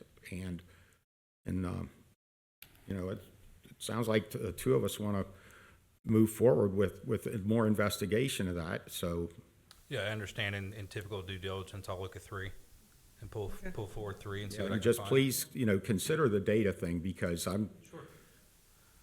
Little I do know about Verkada is they are a surveillance-heavy company. They have reached out to us, so we already have a rep, and we're able to. And this is a it's an easy one long-term for us. decision Kathy wants to do for the township with her discretionary fund. And just before we put this discussion to bed, just so people know this, because I've actually had, when the invites went out for that meeting, I called somebody down at the prosecutor's office. They were completely unaware that the so-called Colerain Council of Neighborhoods was an independent organization and not. It is for those and the fine folks from Channel 9 that have come out here tonight. That organization is just like any other neighborhood group. That is not us, and that's, even though their logo looks similar to ours, that is not us. And all of our meetings are right here when the 3 of us sit down.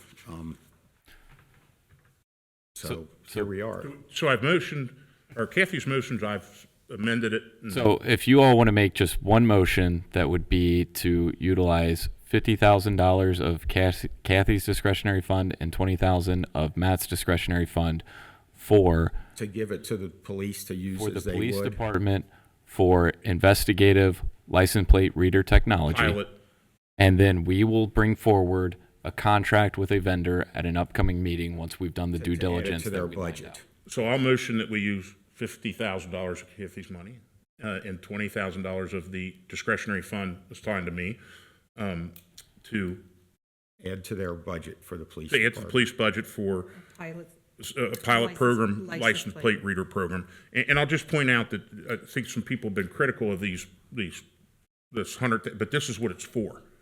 It's for, Mr. Unger used his for the summer camps. It's to investigate stuff that you may not have quite a consensus on, with the idea that, hey, I don't have a monopoly on the best ideas, and nobody else does. And, Kathy, Ms. Ulrich is a strong enough advocate, and the community was strong enough that, all right, is there a way we can work this out? I'm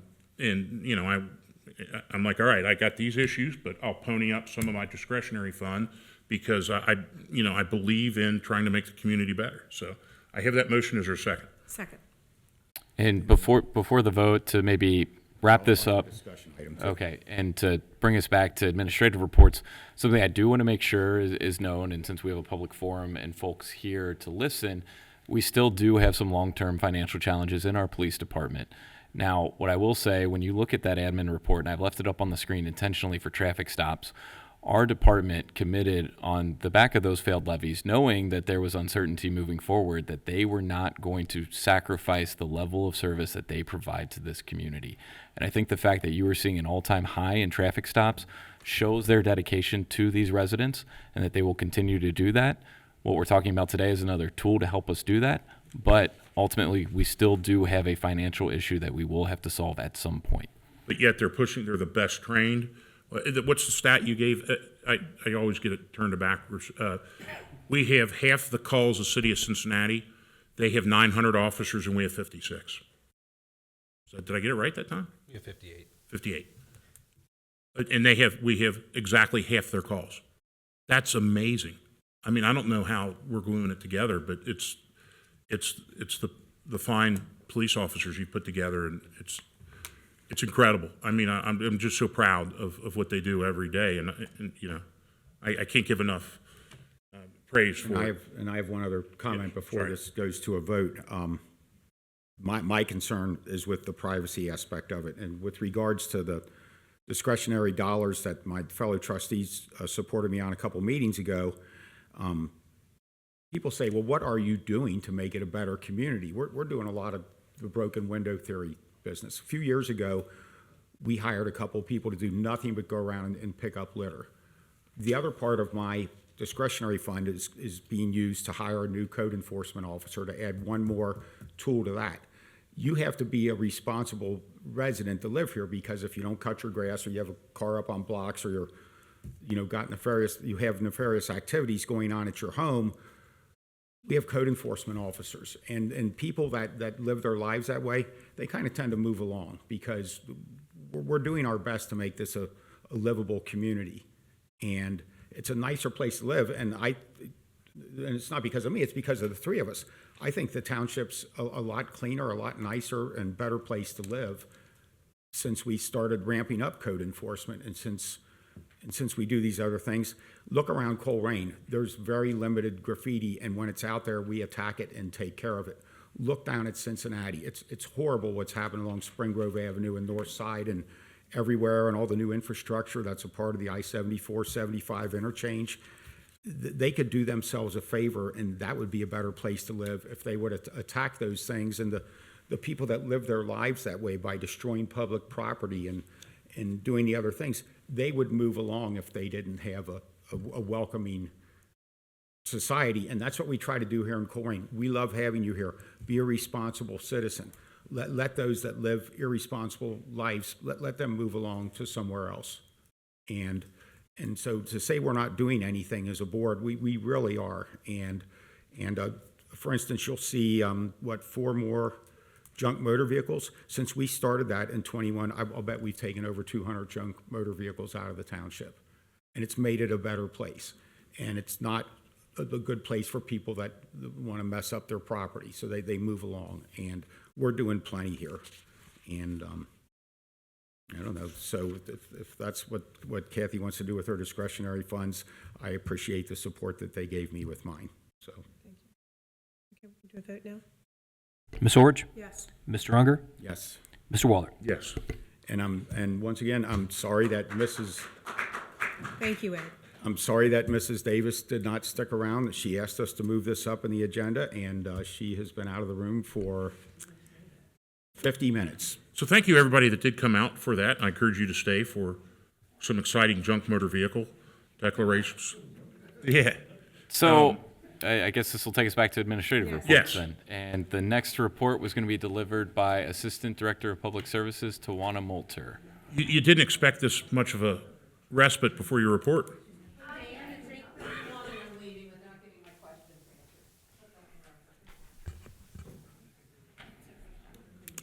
Shall I go? Welcome. Okay, hi, thank you. My report is nowhere near as interesting as the last one. Park visitors for the month of December, and I just did the month of December. I didn't compile for the year. But on the year, we've done pretty well. We had 2,896 visitors to Heritage Park, 2,235 to Colerain Park, and 2,543 to Clippard. We are a little bit slower in the winter months, but that will start ramping up as soon as the snow melts and it gets warmer. As far as usage of rentals and usage of our senior center, we had no shelter rentals come in December. As soon as January 1, even though you can rent 365 days in advance, it's kind of January 1, people start planning for the summer, and those have already really picked up for the month so far in January, which we'll report next month. We used Hall A twice, both for internal usage. We had a concert for the community in Hall A at the beginning of December, and then we also had our employee appreciation and awards luncheon. No usage of Hall B outside of daily use for the senior center. Our litter laborers, who are amazing, picked up 7 signs for the month of December, 216 bags of trash, 9 shopping carts, and 12 tires, and reported on and fulfilled 1 service request. That was specifically to litter. That's all I have. I want to make a comment. I want to personally thank you and your entire staff for the record snowfall that we had of keeping Colerain Township a safe place to drive through. I know it took a lot of hours and 2 snowplows went off the road, safety of our employees. So I know we had some criticism, but I think they did an absolute extra good job. One of our biggest hurdles with snow removal is for the general public information. We do not maintain all of the roads in Colerain Township. So Colerain Avenue, that is Ohio Department of Transportation. Your larger streets such as Springdale Road, Galbraith Road, those connecting streets, those are maintained by Hamilton County. We are just your neighborhood streets. We have, and we will certify it later in the meeting, and I don't have it in front of me because I left it over there, but we have 600-ish miles of roadway in the township, and we have, right now, we have 11 drivers who are available. We have a vacant position, or 12 drivers. We have a vacant position, and 1 gentleman is on light duty, and one of his restrictions prohibits him from operating the snowplow at this time. So 1 shift, we have 9 routes. So kind of like the police department separates their areas, we have the township separated into 9 distinct areas. We have 10 people come in on a shift. One of the routes does need 2 people. Then in their extra time, they hit the impound lot, this lot, the senior center, all of the township properties. Firehouses are done by the individual who's assigned to the route where the fire department is located. They were very tired. They worked a lot of hours. We only had a couple of guys in overnight to take care of the entire township. And that's a lot that we asked of them. It was a lot of hours. There were times when we had to pause and, get rest so we could get back to work and get the streets done. But they did an absolutely amazing job, and I am proud of every I single wanted to one of them. compliment you on that. My brother drove 50 straight hours, so I understand the dilemmas and the traffic that nobody cares about these snow plows coming through. So I understand. As big as they are, they do slide off the road. Yes. And they hate when they do that. It's not that they do it on purpose. Right. The one It's dangerous. was just trying to back up slightly, and it's a Berman ditch road with a very steep ditch, and it just kept sliding. And so kind of shows you if something is big and as heavy as a salt truck full of salt and a plow attached can slide off the road, so can my small Thank car. goodness nobody was hurt. So, That was yes, we had no injuries. Right. Other than a few lawns. But we will get back to those. So if you have one of those lawns, we are aware and we are getting to them as we thaw out, so. I wanted to thank you too. So where I teach at the Kingdom of Elder in Seton, during the day, we had this drove me nuts, and it drove Elder nuts because we don't like to take off when it snows. We like to go extra. I think one time we went an extra 30 minutes because it snowed, and we had the whole week off. And it's because none of the streets around Elder or Seton, and both principals were on a couple of news stations, were touched since Sunday morning. Sunday mornings before any of the snow started falling, and they let it go till Thursday.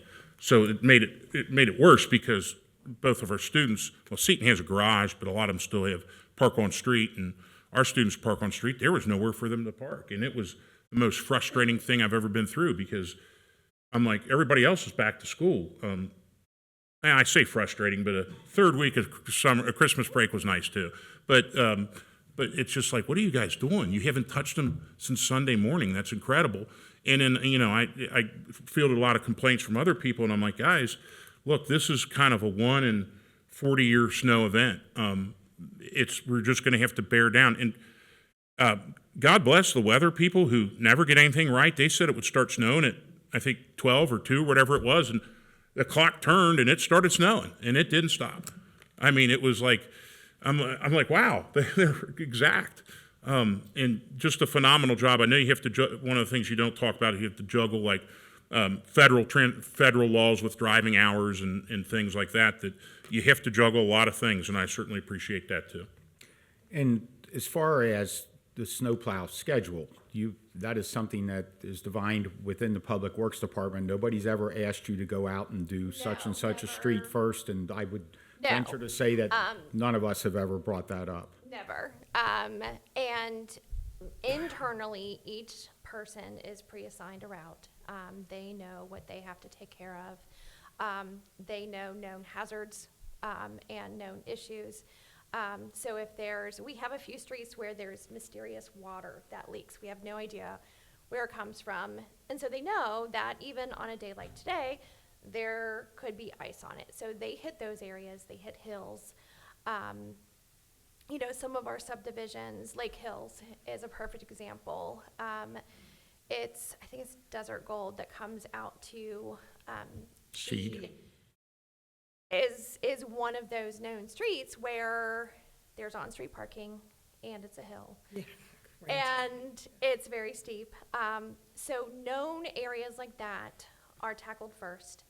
It is up to the individual driver to decide where they're starting. Some will go their furthest out and work their way back in, knowing that at some point they're going to have to come back in and get additional salt before they go back out. Others will start from here and go out. It just depends on the driver, and we don't dictate their comfort level outside of those known things. We also, if there's a fire station, we do give precedence to them. We do try to hit this parking lot so our police department doesn't have issues. So yes, those are things, but not to any individual resident or to any of you. Correct. Just restate it. And one last comment, you talk about the county roads, Springdale, Blue Rock, Galbraith, Cheviot. you can get a lot more productivity on a road where you can just go down the road at 25 miles an hour and push snow off the edge of the road into the recess or the drainage ditch. All of our streets, 99% of them are subdivisions, and most of them end in cul-de-sacs. And you just don't get the production on snow removal when you have to pull into a cul-de-sac, push this. You can't box in the people that are in the actual radius back there, and you have to know where to push it. You can't block the fire hydrant. It just takes a lot longer to push snow in subdivisions. Definitely, and we have 3, if not 4, of our drivers came from Hamilton County first. They kind of teased that they would drive straight. That's all they did. With us, all of them have experienced this, like, oh my gosh, this is so much harder than what I did at the county, because you're maneuvering around cars, you're maneuvering in very tight spaces. Some cul-de-sacs are huge, some just end, and there's no place to go. They do their absolute best. No one's driveway is ever blocked intentionally, no mailbox is ever hit intentionally, but they do happen. Just like the one truck that slid off, or 2 trucks that slid off the road, not intentional, but things happen.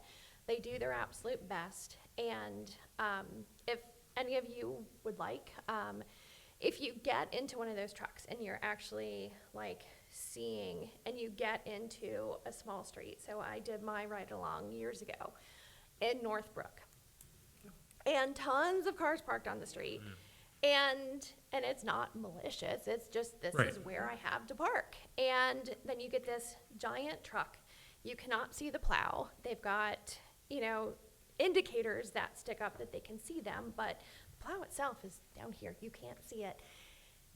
And I was claustrophobic, I wasn't driving, and I'm like, I don't know how they do this and do it for hours upon hours at a time. But they do, they don't complain, and they did a great job. Well, thank you very much. Thank you. Thank you. And bringing the good news as the final administrative report tonight is Helen Tracy Naren, our communications specialist. Welcome. Did you have a chance to do any interviews this week? Just a couple, just a few. So while I do help with that, I also have the distinct pleasure of keeping track and sharing the good news that happened in Colerain Township. So since last we met, we've had Christmas since the last meeting. And so here are just a few of the pieces, a few of the clips that we have through earned media. So none of this is paid. This is all coverage that the media wants to give us of their own accord about the wonderful things happening in Colerain Township.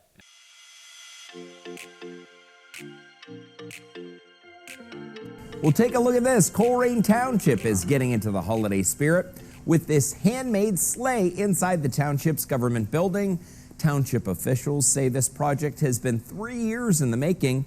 Employees at the building used recycled materials from the old Megaland playground and even hand-painted some parts. Now, the department said they were able to build that sleigh for less than $700. Wow, that looks really good too, Legit. doesn't it? Yeah, looks great. First responders say it comes with a job, like here at Colerain Township Fire Station 25.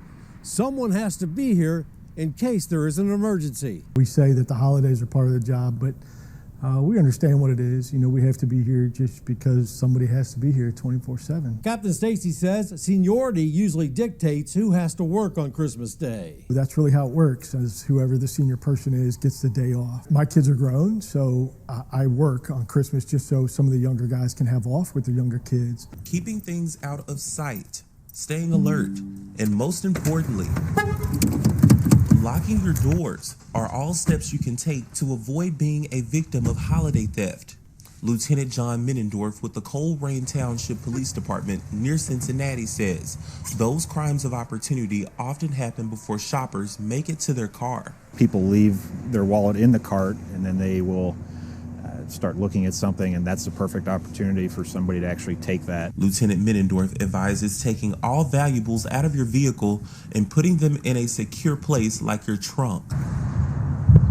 Either people driving through the neighborhoods and being they see them being taken from houses or homeowners seeing them on their Ring doorbell being taken. The holiday season is in full swing, and for many people, that means a lot of online orders and deliveries. Lieutenant Dean Dorfline with the Colerain Police Department says this leads to many stolen packages, even with doorbell cameras. Dorfline says that doorbell cameras are hardly a deterrent. With it being so cold and, COVID masks still being in effect and winter masks being in effect, they're hiding their facial features. So basically what those cameras are doing, you're just being an eyewitness to the theft that's happening. Whenever there's a fire incident in Colerain Township, we take one of those red bulbs and we turn it white.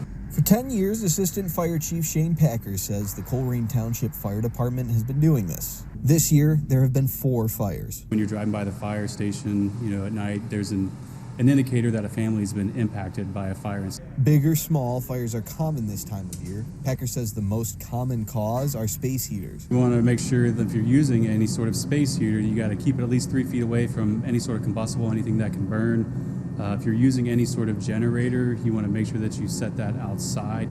Hey, Mike, so it may look safe to walk across this snow-covered pond that's fully iced over, but it could actually cost you your life in a matter of seconds.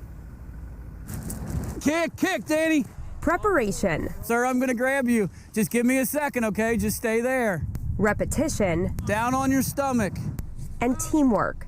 Kick your feet, Sam. The recipe for practicing ice water rescues in Colerain Township. This is a beautiful day for this, actually.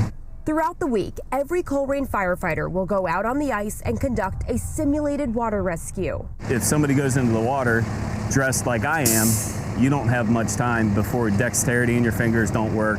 That's why first responders suit up and put on protective gear. I was learning a bit more about shore operations and throw bags, assisting with pulling them up using the rope after they've secured the victim. This was Alex Glick's first time training here. He's been part of the department for about 6 months. You can learn a lot from the classroom, sure, but most of it comes through experience, as with a lot of factors of this job. 30 firefighters took part in the training at the lake. Now they say the water was just a chilly 30 degrees.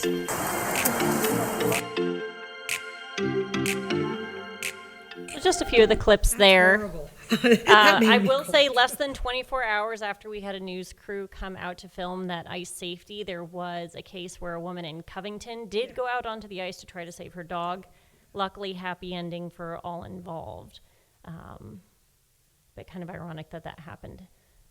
I do want to add on that if anyone is interested in learning more about our police department or our fire department, we have our Citizens Academy that we offer on a rolling basis. So that'll give you a good inside look at how they operate, what they see, what they deal with on a daily basis. My stepmother, who is retired law enforcement, I told her when I went through the course and she was laughing at me the entire time, I am not cut out to be a police officer, so I commend what they do on a daily basis. So our Fire Academy for 2025, if people can register online, and it starts February 6th, correct? Yes, we are at capacity for that class, but we will have another class in the fall. Okay, nice to know. Thank you. Yes. Any other questions? Thank you very much. Thank you. Thank you, Helen. And that concludes administrative reports. Okay, now we get to move to trustee reports. We've already been here I know, 2 hours and 45 minutes, so I will just say once again, thank you to the Public Works Department and Tawana. There was 4 or 5 people that contacted me because I always give out my cell phone number, 513-404-3057. Like the guy over on Ben Hill who had the ice coming out and you couldn't get up Ben Hill, and I think you were able to get somebody over there to address that, and a few other ones. And we've been here a while, I will yield my time. I have one. I've talked everything about my trustee report, but I want to give a shout out thanks to the Colerain Community Association, Greg and Pam Isford. They collected 650 bags of garbage. They go out every other Saturday at 275 in Ronald Reagan, every other Saturday, and they do a phenomenal job. And I am going to shout out to Lori McMullen. If anybody is interested in a community cleanup, put hands on, make your community a better place, your subdivision, your street, a better place to live. They have the Northbrook Recycle Day and Cleanup Day. I mean, there's communities and communities that need some help, but get a team together. With the snow going to be melting, the garbage is going to look crummy again. Get a team of kids, get some community service hours in. And I'm sure Lori would love to help anybody that wants to call her to see how they can do that. I'm putting you on the spot, but thank you for everything you do for your neighborhood. No, just thank you, everybody, for coming this evening and taking an active role. And I do have 2 new items I want to talk about in new business, but can I roll into those now? If you'd like to make a motion for. Well, I don't make a motion, but maybe for the agenda next time. So I know that we have a position that we're hiring for the public works supervisor, and I would like to motion to direct administration to look at the possibility of freezing that hiring right now, embargoing that position with looks of maybe redistributing that workload and either closing that position out, not accepting applications permanently, or just for a short time. We can bring that as a discussion item for the next meeting. Okay. And the other is, and I brought this up before, and I don't know if I'm kind of putting my 2 colleagues on the spot here, but I can't ask folks. You've never done that before. No, never. And maybe there's a way it could just apply to me. I don't know. That's a question for Brody there. But I feel like I can't ask others to make sacrifices without myself making a sacrifice. So I'd like to at least discuss, if not just for myself, but if the other 2 trustees are interested as well, for this year alone, and to revisit a 5% pay reduction.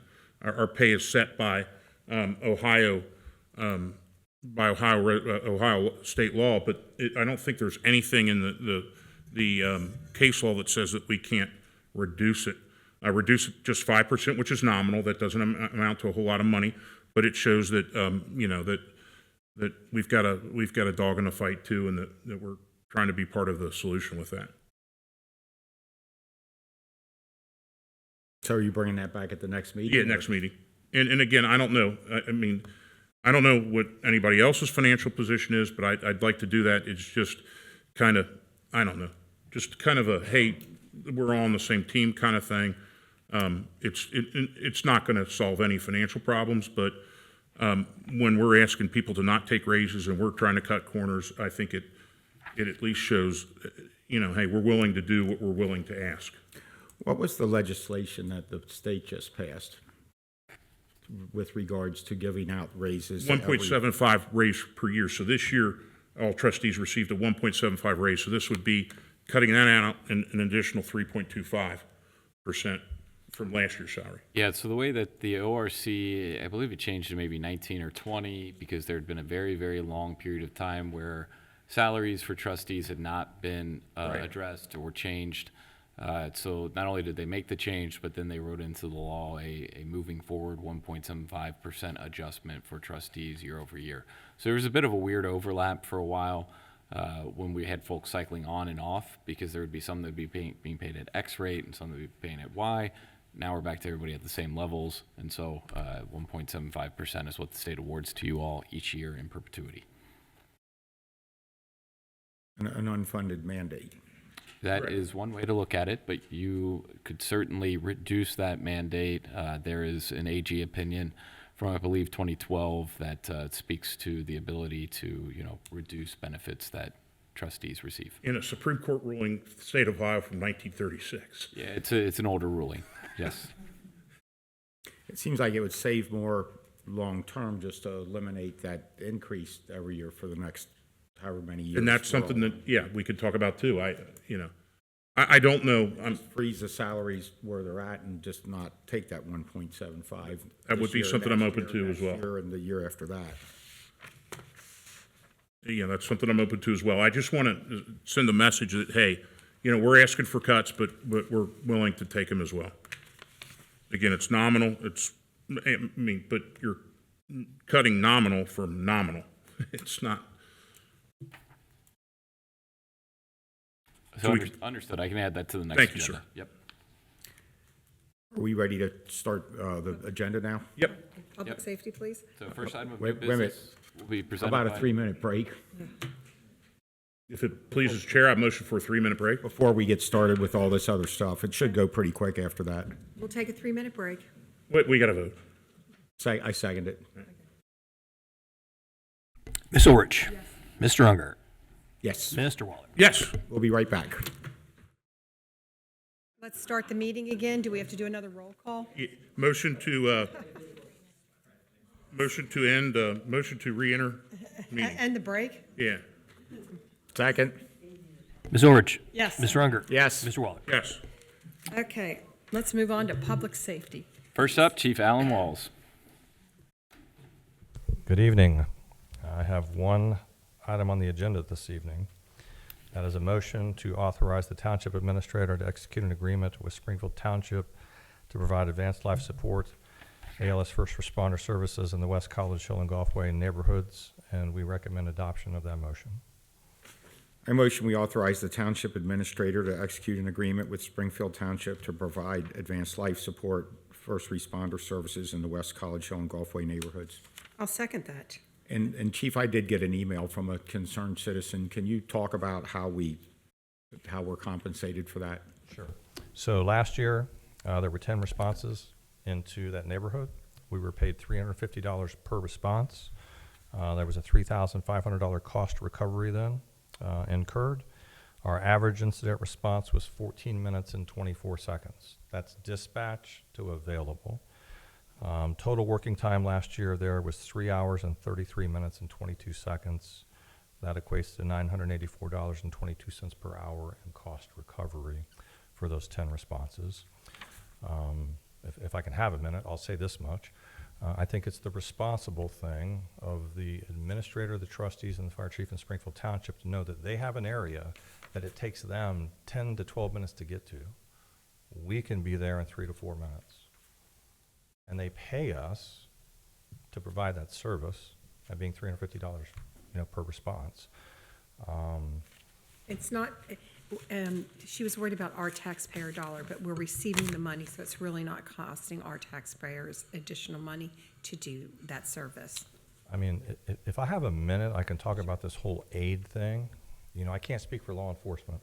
I can speak for fire and EMS. Aid. Here's the importance of it. Faster response times, optimized resource utilization, enhanced operational efficiency, and improved community safety and cost effectiveness.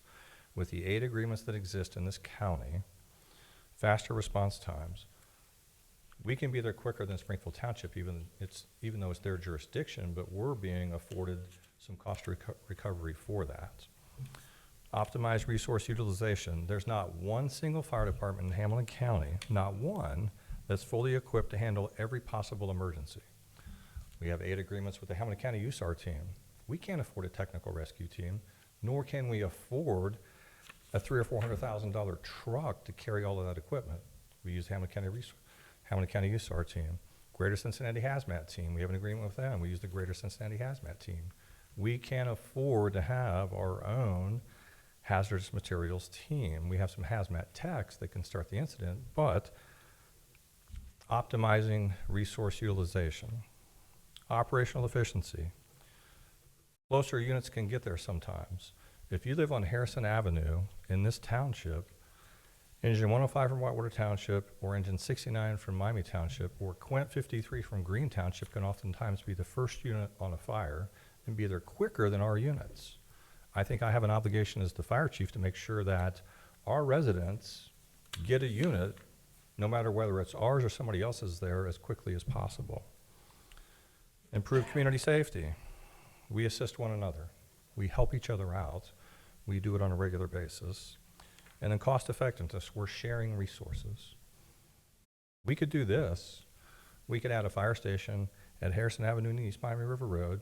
We could add a fire station at Blue Rock and East Miami River Road. We could add a fire station at Dunlap and East Miami River Road. And we could add a fire station at 27 and East Miami River Road.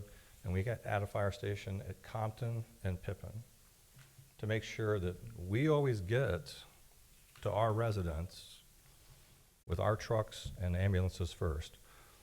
I don't have time to do all the math, but I can tell you this much. It's a lot of money. A lot. But we share resources then, And in essence, we're a larger department, but we have our own autonomy.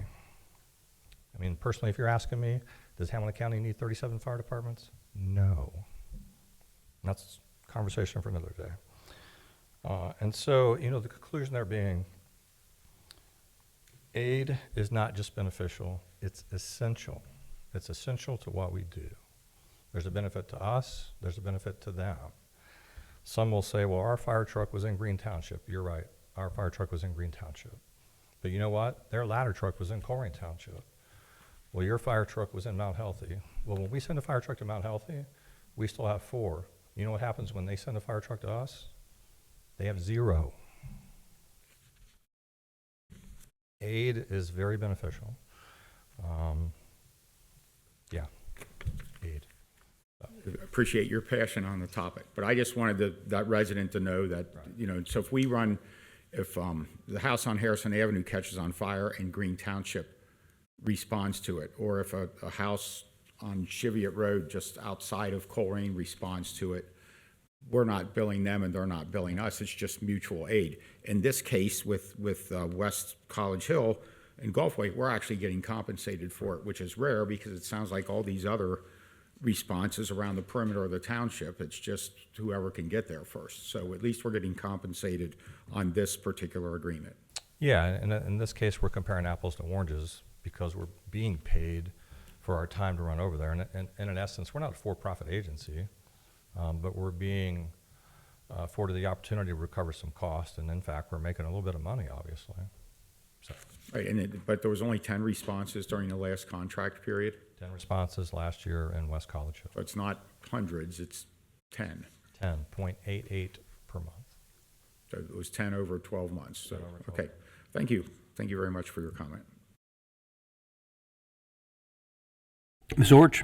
Oh, I'm sorry. We've talked mutual aid, ad infinitum, you and I, and you've taught me many, many things on this. I probably shouldn't say the obvious, but we'd be probably responding without this. Yeah. So I think it's a win because all they would have to do is dial us up, and guess what? We're going to go. I mean, I think they're doing the responsible thing, and like you indicated, and knowing their township and not taking advantage of mutual aid. Sorry. Okay, you can vote now. Ms. Orch? Yes. Mr. Unger? Yes. Mr. Waller? Yes. Thank you, Board. The next several items will be presented by Police Chief Ed Cordy.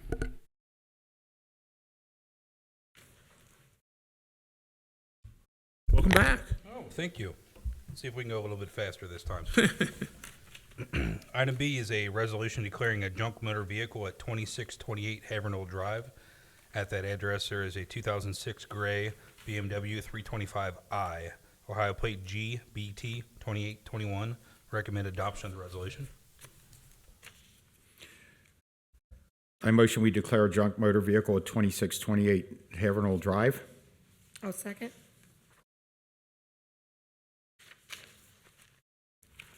No discussion? No discussion. Ms. Orch? Yes. Mr. Unger? Yes. Mr. Waller? Yes. Okay, item C is a resolution declaring a junk motor vehicle at 2780 Leota Lane. At that address, there is a 2000 white Nissan Sentra, Indiana plate YIB 586. Recommend adoption of the resolution. I motion we declare the vehicle located at 2780 Leota Drive as a junk motor vehicle. I'll second. No discussion? Ms. Orch? Yes. Mr. Unger? Yes. Mr. Waller? Yes. Item D is a resolution declaring a junk motor vehicle at 10160 Snowflake Lane. At this address, there are 2 vehicles. The first is a 2008 gray Hyundai Elantra, and the second is a 2000 black Toyota Avalon. The license plates on the 2 are HSX 2609 and HPS 2543. Recommend adoption of the resolution. I'm trying to get that to come up here. Okay. We can just do a motion to make resolution declaring a junk motor vehicle 10160 Snowflake as described by Chief Cordy. Second. Ms. Orch? Yes. Mr. Unger? Yes. Mr. Waller? Yes. Item E is a resolution declaring a junk motor vehicle at 10238 Chippenham Court. There is a 2011 black Honda Civic with no license plate. Recommend adoption of the resolution. I motion we declare the motor vehicle at 10238 Chippenham Court, black Honda Civic 2011, as a junk motor vehicle. I'll second. Ms. Orich? Yes. Mr. Unger? Yes. Mr. Waller? Yes. Okay, Board, the next three items are from their recommendations from the Code Enforcement Review Board, where they held a case and hearing on the below properties and consider them to be vacant. Based upon their review, the CURB passed a motion to recommend that the Board of Trustees declare these properties as vacant and resolve that they're to be registered with fees assessed to the properties. So for item F, resolution declaring a property as a vacant registered property at 2470 Impala Drive. Recommend adoption of the resolution.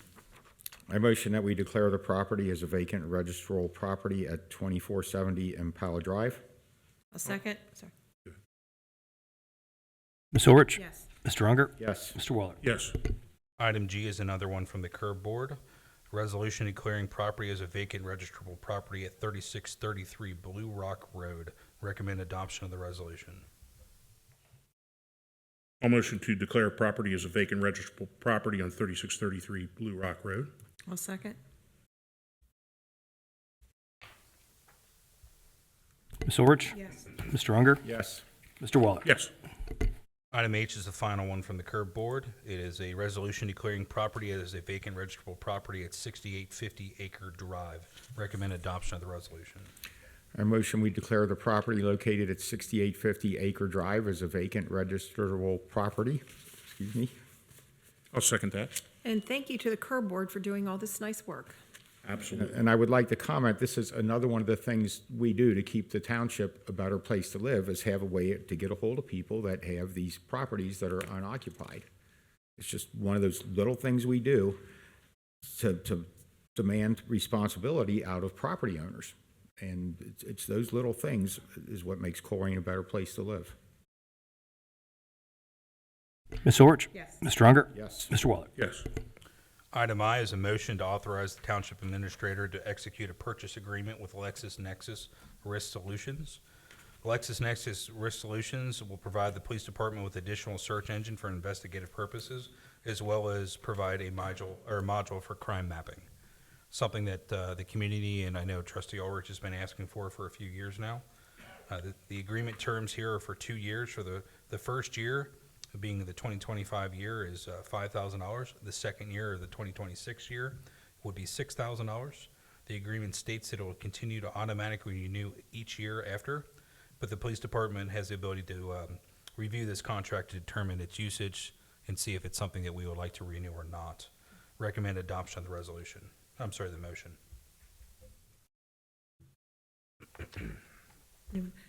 I motion to authorize the Township Administrator to execute a purchase agreement with LexisNexis for Risk Solutions. I'll second that. And just as a note on item 3, it says, unless approved or accepted, the terms are valid if brought in by December 17th, 2024. Is that? We're still good. Okay. Chief, this is about this, not exactly about it, but surrounding this. We've talked about this before. When you provide the crime statistics, one of my concerns was early on that whoever, that we kept kind of provenance of the code book, how we coded things, because I've seen at the federal level especially crimes coded differently over time, and that would give us kind of an unequal look at what crimes were actually being committed. So the literal definition of a crime may change for the people who coded it. And you assured me at that time, I just want to make sure that people understand that when these flood of statistics come out from your office, even if it's not the same person doing it every month, you have the same definition for each crime. Yeah, that's driven by the ORC, and what's hard to delineate in there is where you have like theft. Right. You have subcharges underneath theft, being shoplifting, motor vehicle theft, things like that. It kind of will make it a little bit more difficult, but ultimately it's all driven by the Ohio Revised Code. It's going to come directly from our reporting software go directly into the crime mapping and be able to put it out there to where it'll live. And that's where this is important in this marriage with the crime mapping, so that that data that drives this is actually a data that is the same over longitudinal studies. Yeah. Yes. Ms. Orich? Other comments, but I would like to talk to you about it later. There's just some detail on here. Ms. Orich? Yes. Ms. Strunger? Yes. Mr. Waller? Yes. Okay, lastly is item J, which is a resolution declaring nuisance and ordering abatement. This resolution allows for the removal of uncontrolled vegetation and/or refuge at the following properties: 10238 Chippenham Court, 3390 Gayhart Court, 9661 Week Road, 3084 West Galbraith Road, 2734 Wheatfield Drive, and 3037 Wheatfield Drive. Recommend adoption of the resolution. I motion we approve the resolution declaring nuisance and ordering abatement at the properties detailed by Chief Cordy. I'll second that. And I noticed the very first one, 10238 Chippenham Court. We'll get that car out of the driveway and get the place cleaned up. Just another thing we do here as trustees to make Colerain a better place to live. Ms. Orich? Yes. Ms. Strunger? Yes. Mr. Waller? Yes. Thank you, Board. All right, Board, the next items of new business will be presented by Assistant Director of Public Services, Tawana Moulter.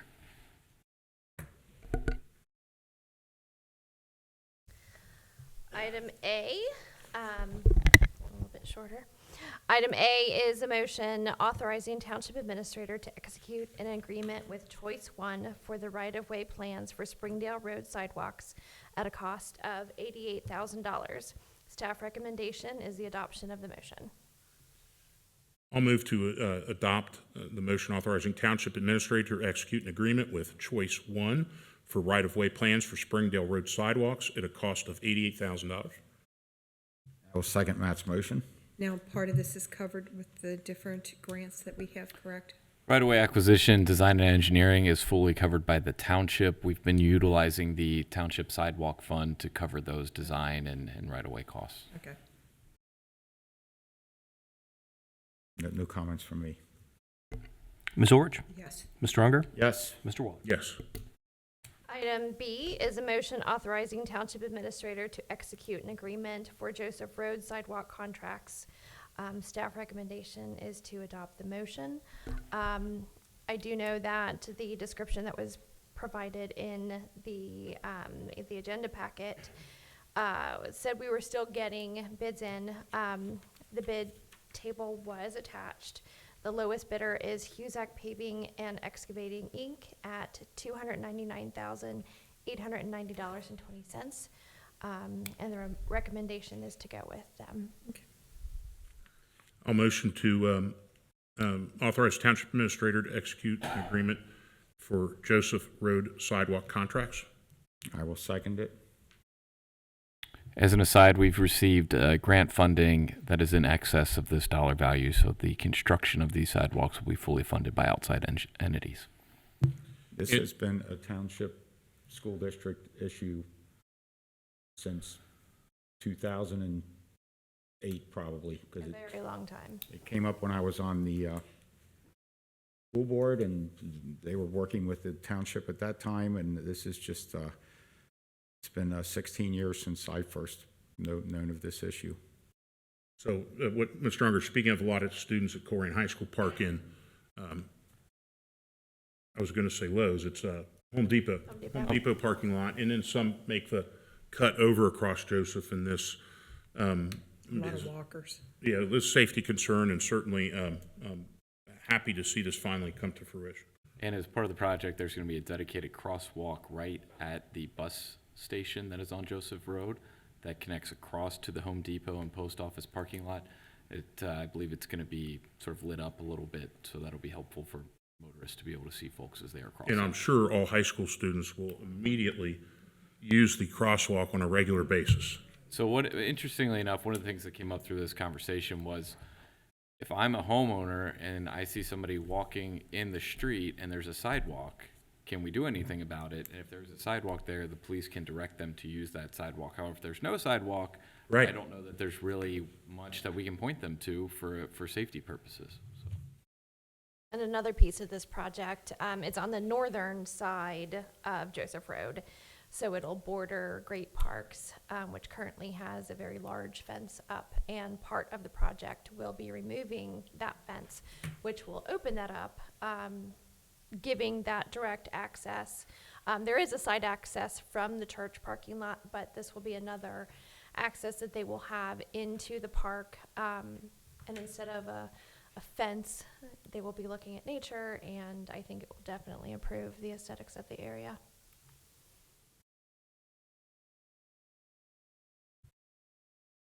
Ms. Orich? Yes. Mr. Unger? Yes. Mr. Waller? Yes.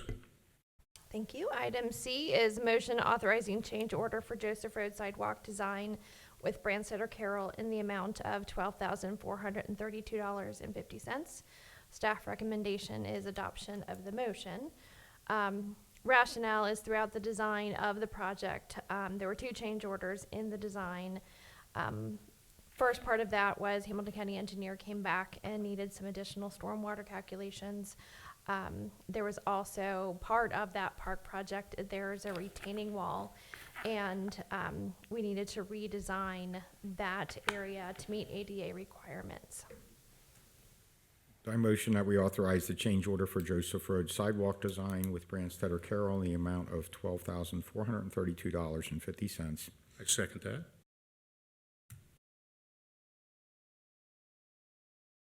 Ms. Orich? Yes. Mr. Unger? Yes. Mr. Waller? Yes. Item D is motion accepting the 2024 road mileage certification. To go back to the earlier part, when I said we had 516 miles, I transposed the 5, and we have 506 roads for a total of 116.033 miles. So that is a correction, but this is certification that we do once a year, certifying our mileage that we officially maintain. The motion is to, the recommendation is to adopt the motion. I motion we accept the 2024 road mileage certification as described by Tawana. I'll second. I believe Jeff Baker has a copy for you all to sign. The engineer likes to get this as soon as possible following this meeting. Okay. And those are, just a note, those are the streets that we push snow on. Yes. Ms. Orich? Yes. Mr. Unger? Yes. Mr. Waller? Yes. Item E is motion to authorize the township administrator to execute an agreement with Alita Construction for the 2025 road program for a total of $1,904,130.34. The township received 6 responses to the request for bids. Of these, Alita Construction was the lowest bidder. The cost is over the budgeted amount by $4,000. We can make cuts in other areas to get up to that if we need to spend the full amount. We do calculate contingency, so there is hope that we wouldn't need it, but if needed, we do have other monies that we can transfer to make up that extra $4,000. The streets will all receive a 2-inch mill and fill, and the streets are Holly Ridge, Chippenham, Glen Knoll, Hawkhurst, Hollybrook, Planet, Commodore, Havernall, and Cheltenham.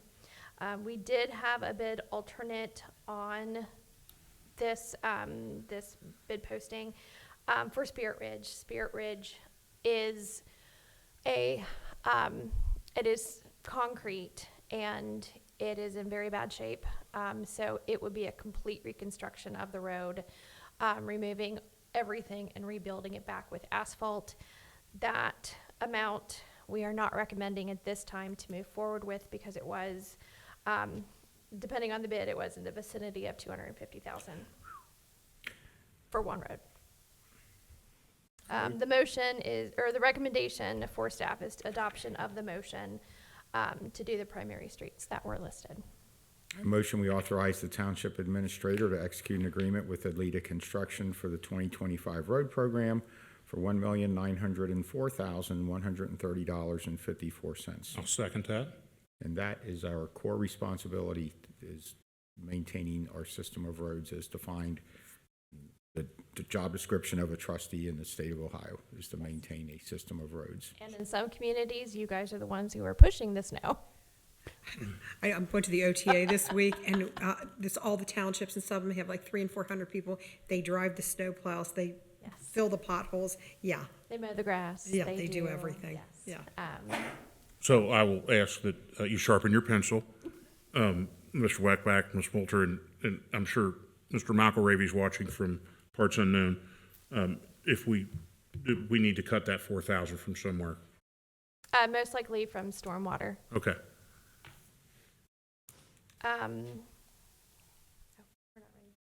Yeah, we're going on a vote. Have we had a motion and a second? Yes. Ms. Orch? Yes. Mr. Unger? Yes. Mr. Waller? Yes. Okay, my last item, item F, is a resolution to accept capital grant funding in the amount of $75,000 and to authorize the township administrator to sign all related agreements, including the state local project agreement. Staff recommendation is adoption of the resolution. State of Ohio has recently signed the capital budget bill, which included $75,000 to fund a climbing boulder at Heritage Park. Adoption of this resolution will allow the township administrator to execute all related agreements, which were included in your agenda packet, with the state of Ohio to ensure that funding is able to be received by the township for this project. So we've got a template attached in your agreement. ODNR will send in the coming weeks the actual agreement. There is no match required in this grant, and the dollars are anticipated to be included in the 2025 budget.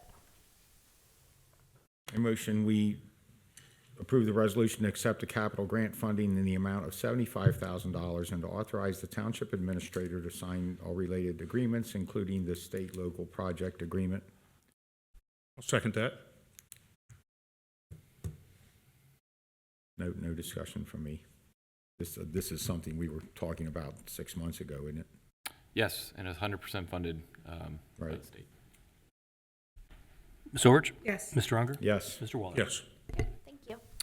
Thank you. Thank you. Thank you, Tawana. The next several items of new business are in administration. The first of which is a resolution to establish the Merino Lighting District and to authorize the township administrator to execute all related documents.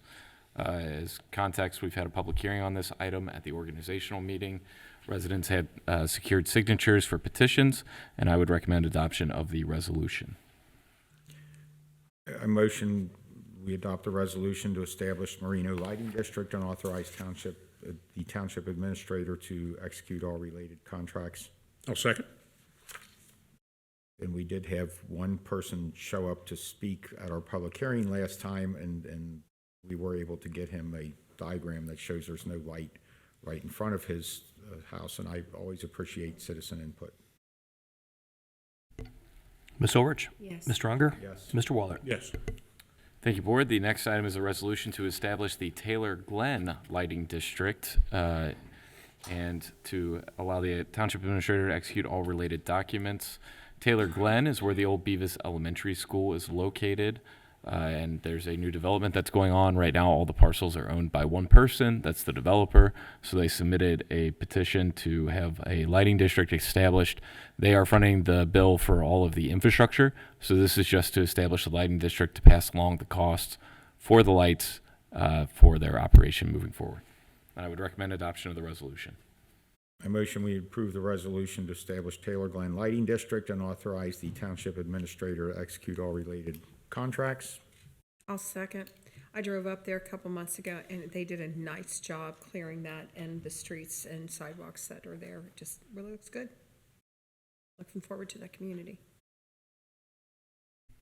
Ms. Orch? Yes. Mr. Unger? Yes. Mr. Waller? Yes. Thank you, Board. The next item is a motion authorizing the township administrator to execute an agreement with Hamilton County for community block grant funding in the amount of $290,000. Every 3 years, the county does a cycle where they award projects to us. In this cycle, they awarded 4 projects, which are listed in the agenda. $40,000 for Geraldine sidewalk improvements, $100,000 towards Springdale sidewalk and pedestrian improvements, $50,000 toward Groesbeck Park improvements, and $100,000 to establish a residential rehabilitation program. This would be for homes, and I would recommend adoption of the motion. Each one of these items will come forward as a separate item when procurement occurs. Motion, we authorize the Township Administrator to execute an agreement with Hamilton County for Community Development Block Grant funding in the amount of $290,000. I'll second. Mr. Weckbeck, so I keep seeing the Springdale Road. Wasn't that rated, the sidewalk rated good by SORTA recently? That is correct, yes. Okay, but there's not a sidewalk there, right? That is correct. Okay, I'd forgotten about that. And SORTA board tripled down on that rating. Yes, the non-existent sidewalk is good condition. Thank you. Okay. Ms. Orich? Yes. Mr. Unger? Yes. Mr. Waller? Yes. Thank you, board. The next item on the agenda is a motion authorizing the township administrator to enter into an agreement for malware bytes. This is some advanced server protection software that we need. Total cost of the agreement for a 3-year period is $15,859.20. And I would recommend adoption of the motion. A motion to authorize the administrator enter into a license agreement with Malware Bytes. I will second Matt's motion. Ms. Orich? Yes. Mr. Unger? Yes. Mr. Waller? Yes. Thank you, board. The next item is a motion appointing a trustee to the board of Colerain Township Cheviot Joint Economic Development District. Mr. Wallet has served in that position for several years, but he is term limited, and so I would recommend that either Kathy or Dan be nominated to fill that vacancy. Want me to nominate you? Sure. Sure, I nominate you. Thank you, Kathy. Okay. I'll second that. I would have some words as I depart this valuable position as JED member. Thank you, Matt. Go ahead, Jeff. I'm just kidding, Matt. No, I don't know. So you go to that meeting annually every year? Yeah, it's about 8 minutes long. And it's just to certify the amounts that they Right. have? It's usually like $9,000 or $11,000. And who all is at the meeting? It represents from Cheviot,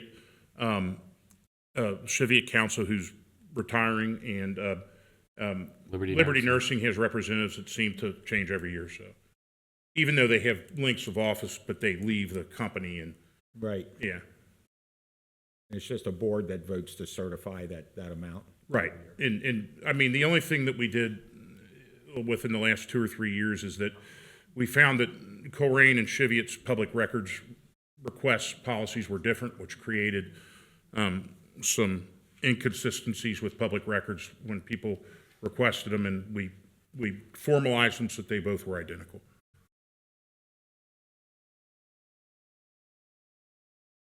Ms. Orich? Yes. Mr. Unger? Yes. Mr. Waller? Yes. Next item is a motion authorizing the administrator to enter into an agreement with Tri-State Visual Productions, Inc. So this is to replace the existing AV system in these chambers. These are over 10 years old. We're starting to experience not only some limited functionality, but just general obsolescence with parts becoming less and less frequently available. This is a cost of $20,000 or $20,555. This is going to take some time to implement, but I'd recommend adoption of the motion. To get it to the floor for discussion, I would motion that we authorize the administrator to enter into an agreement with Tri-State Visual Products Incorporated. I'll second that. So how will this work with Waycross? Is this something that? So Waycross will be a part of the sort of replacement of the parts to make sure that it still integrates with their systems and how they can display the items Right, live. and because I know that over the years, every other time you go to use the visual screen, it doesn't work every other time. It hasn't shorted out on me in a while, but yes, there have been some issues. Well, but so this will cure that issue? Without being the IT expert before you, I believe that it will. And you'll make sure that this integrates with everything else we're doing here. Yes, I do not want this to Systems and- interrupt anything that Waycross is doing. And that if something was on my screen that we wanted to put on the board, that would be some part of it that Well, might that's work just in the- witchcraft right there. No, but I From mean, your I screen mean, to the board? I mean, I know that in my time here, that's never really worked right. Yep, so that's the hope, is that it will solve. Yes, I'm just asking you, make sure this all works. I think it's nice when people come to here and they want to have a PowerPoint, that they have a nice system that they can put there. And, there's always going to be user error, so I'm sure the Yeah. first few times we're using it, this knucklehead is going to have a couple challenges, but we'll get through it. This is so. Brody's, first meeting, don't call him that. I pointed at myself, for the record, so. Nothing else from me. Ms. Orich? Yes. Mr. Unger? Yes. Mr. Waller? Yes. Next item is a motion authorizing the township administrator to enter into agreement with ProSource. In a similar vein, our township copiers are getting to the age where they need to be replaced. The total cost of this project is $49,000. These are some very heavily used copiers throughout our buildings. They're industrial spec'd, and so I would recommend adoption of the motion. I motion we authorize the administrator to enter into an agreement with ProSource. I'll second. And this was formally taken care of in our budget. That is correct. Ms. Orich? Yes. Mr. Unger? Yes. Mr. Waller? Yes. Final item of new business is one that I'm extremely excited about. This is a resolution adopting the Safe Routes to Schools travel plan. So Safe Routes to Schools is an international movement that aligns your community's vision to ensure that sidewalks, bike paths, and similar infrastructure exists to ensure that all kids are able to get to school safely. I believe this is something that's been sorely needed in this community, and the benefit of this is once you get an approved plan that is adopted by yourself and your school district, and then the state of Ohio reviews it and approves it, you're then eligible for up to 100% grant funding on projects that are identified in the plan. This is about a 50-page document.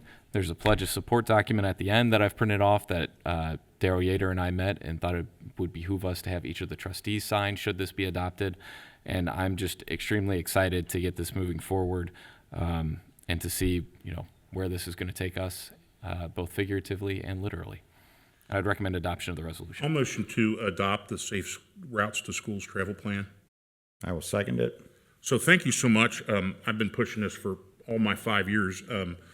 I pushed the previous administrator every year, and I was told that it's very complicated, and then I pushed it to you, and I didn't really hear anything back to you. You said, till you told me one day, I finished that Safe Routes to School plan, and we can apply. And I'm like, oh my gosh, because there is a significant amount of funding that can be aligned to help from the federal government to help with issues that we have, and we've got a lot of walkers. And I'm so happy that you were able to weed through all the bureaucratic red tape to get that done, because I think there's a significant amount of it, and it's something that that everybody's going to benefit from, and it's fantastic. So thank you.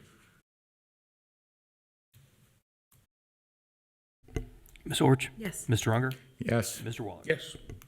Thank you, Board. That is the last item of new business. There's one item of old business remaining. That's a resolution to reappoint and approve contract with Jeff Wackbach to serve as Township Administrator. This memorializes the conversations from the December trustee meeting, and naturally, I would recommend adoption of the resolution. Okay, nobody wants to read it? I will. Motion to reappoint and approve contract with Jeff Wackbach to serve as Township Administrator. I'll second that. Very gladly. Jeff, and a serious question, are you satisfied with the trustees' performance on our end of the contract? Yes. Good, okay, that's all. Okay. You got that, Matt? I just feel like I've re-signed Joe Burrow. I'm so happy. So thank you for all that you've done for us in the township. Fantastic. And I brought a copy to ensure that you can't leave without signing tonight also, so. Okay. No, apparently Jeff has a copy. Ms. Orich? Yes. Mr. Unger? Yes. Mr. Waller? Yes. Thank you, Board. Last items on the agenda are consent items, which I'll read into the record. So first is a promotion for full-time fire. That is Mr. Jason Barrett at a rate of $22.56 per hour.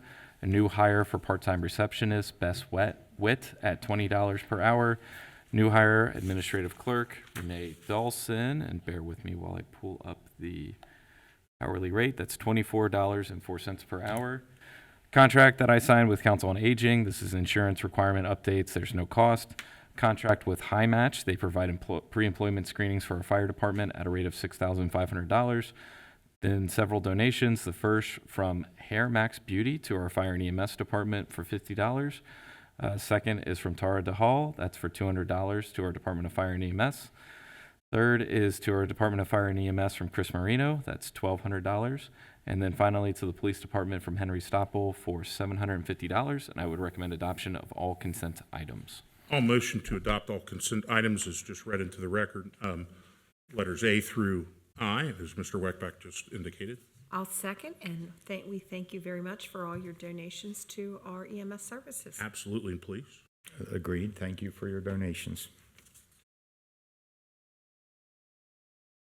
Ms. Orich? Yes. Mr. Unger? Yes. Mr. Waller? Yes, sir. Now we have a fiscal officer report. I'll be very brief.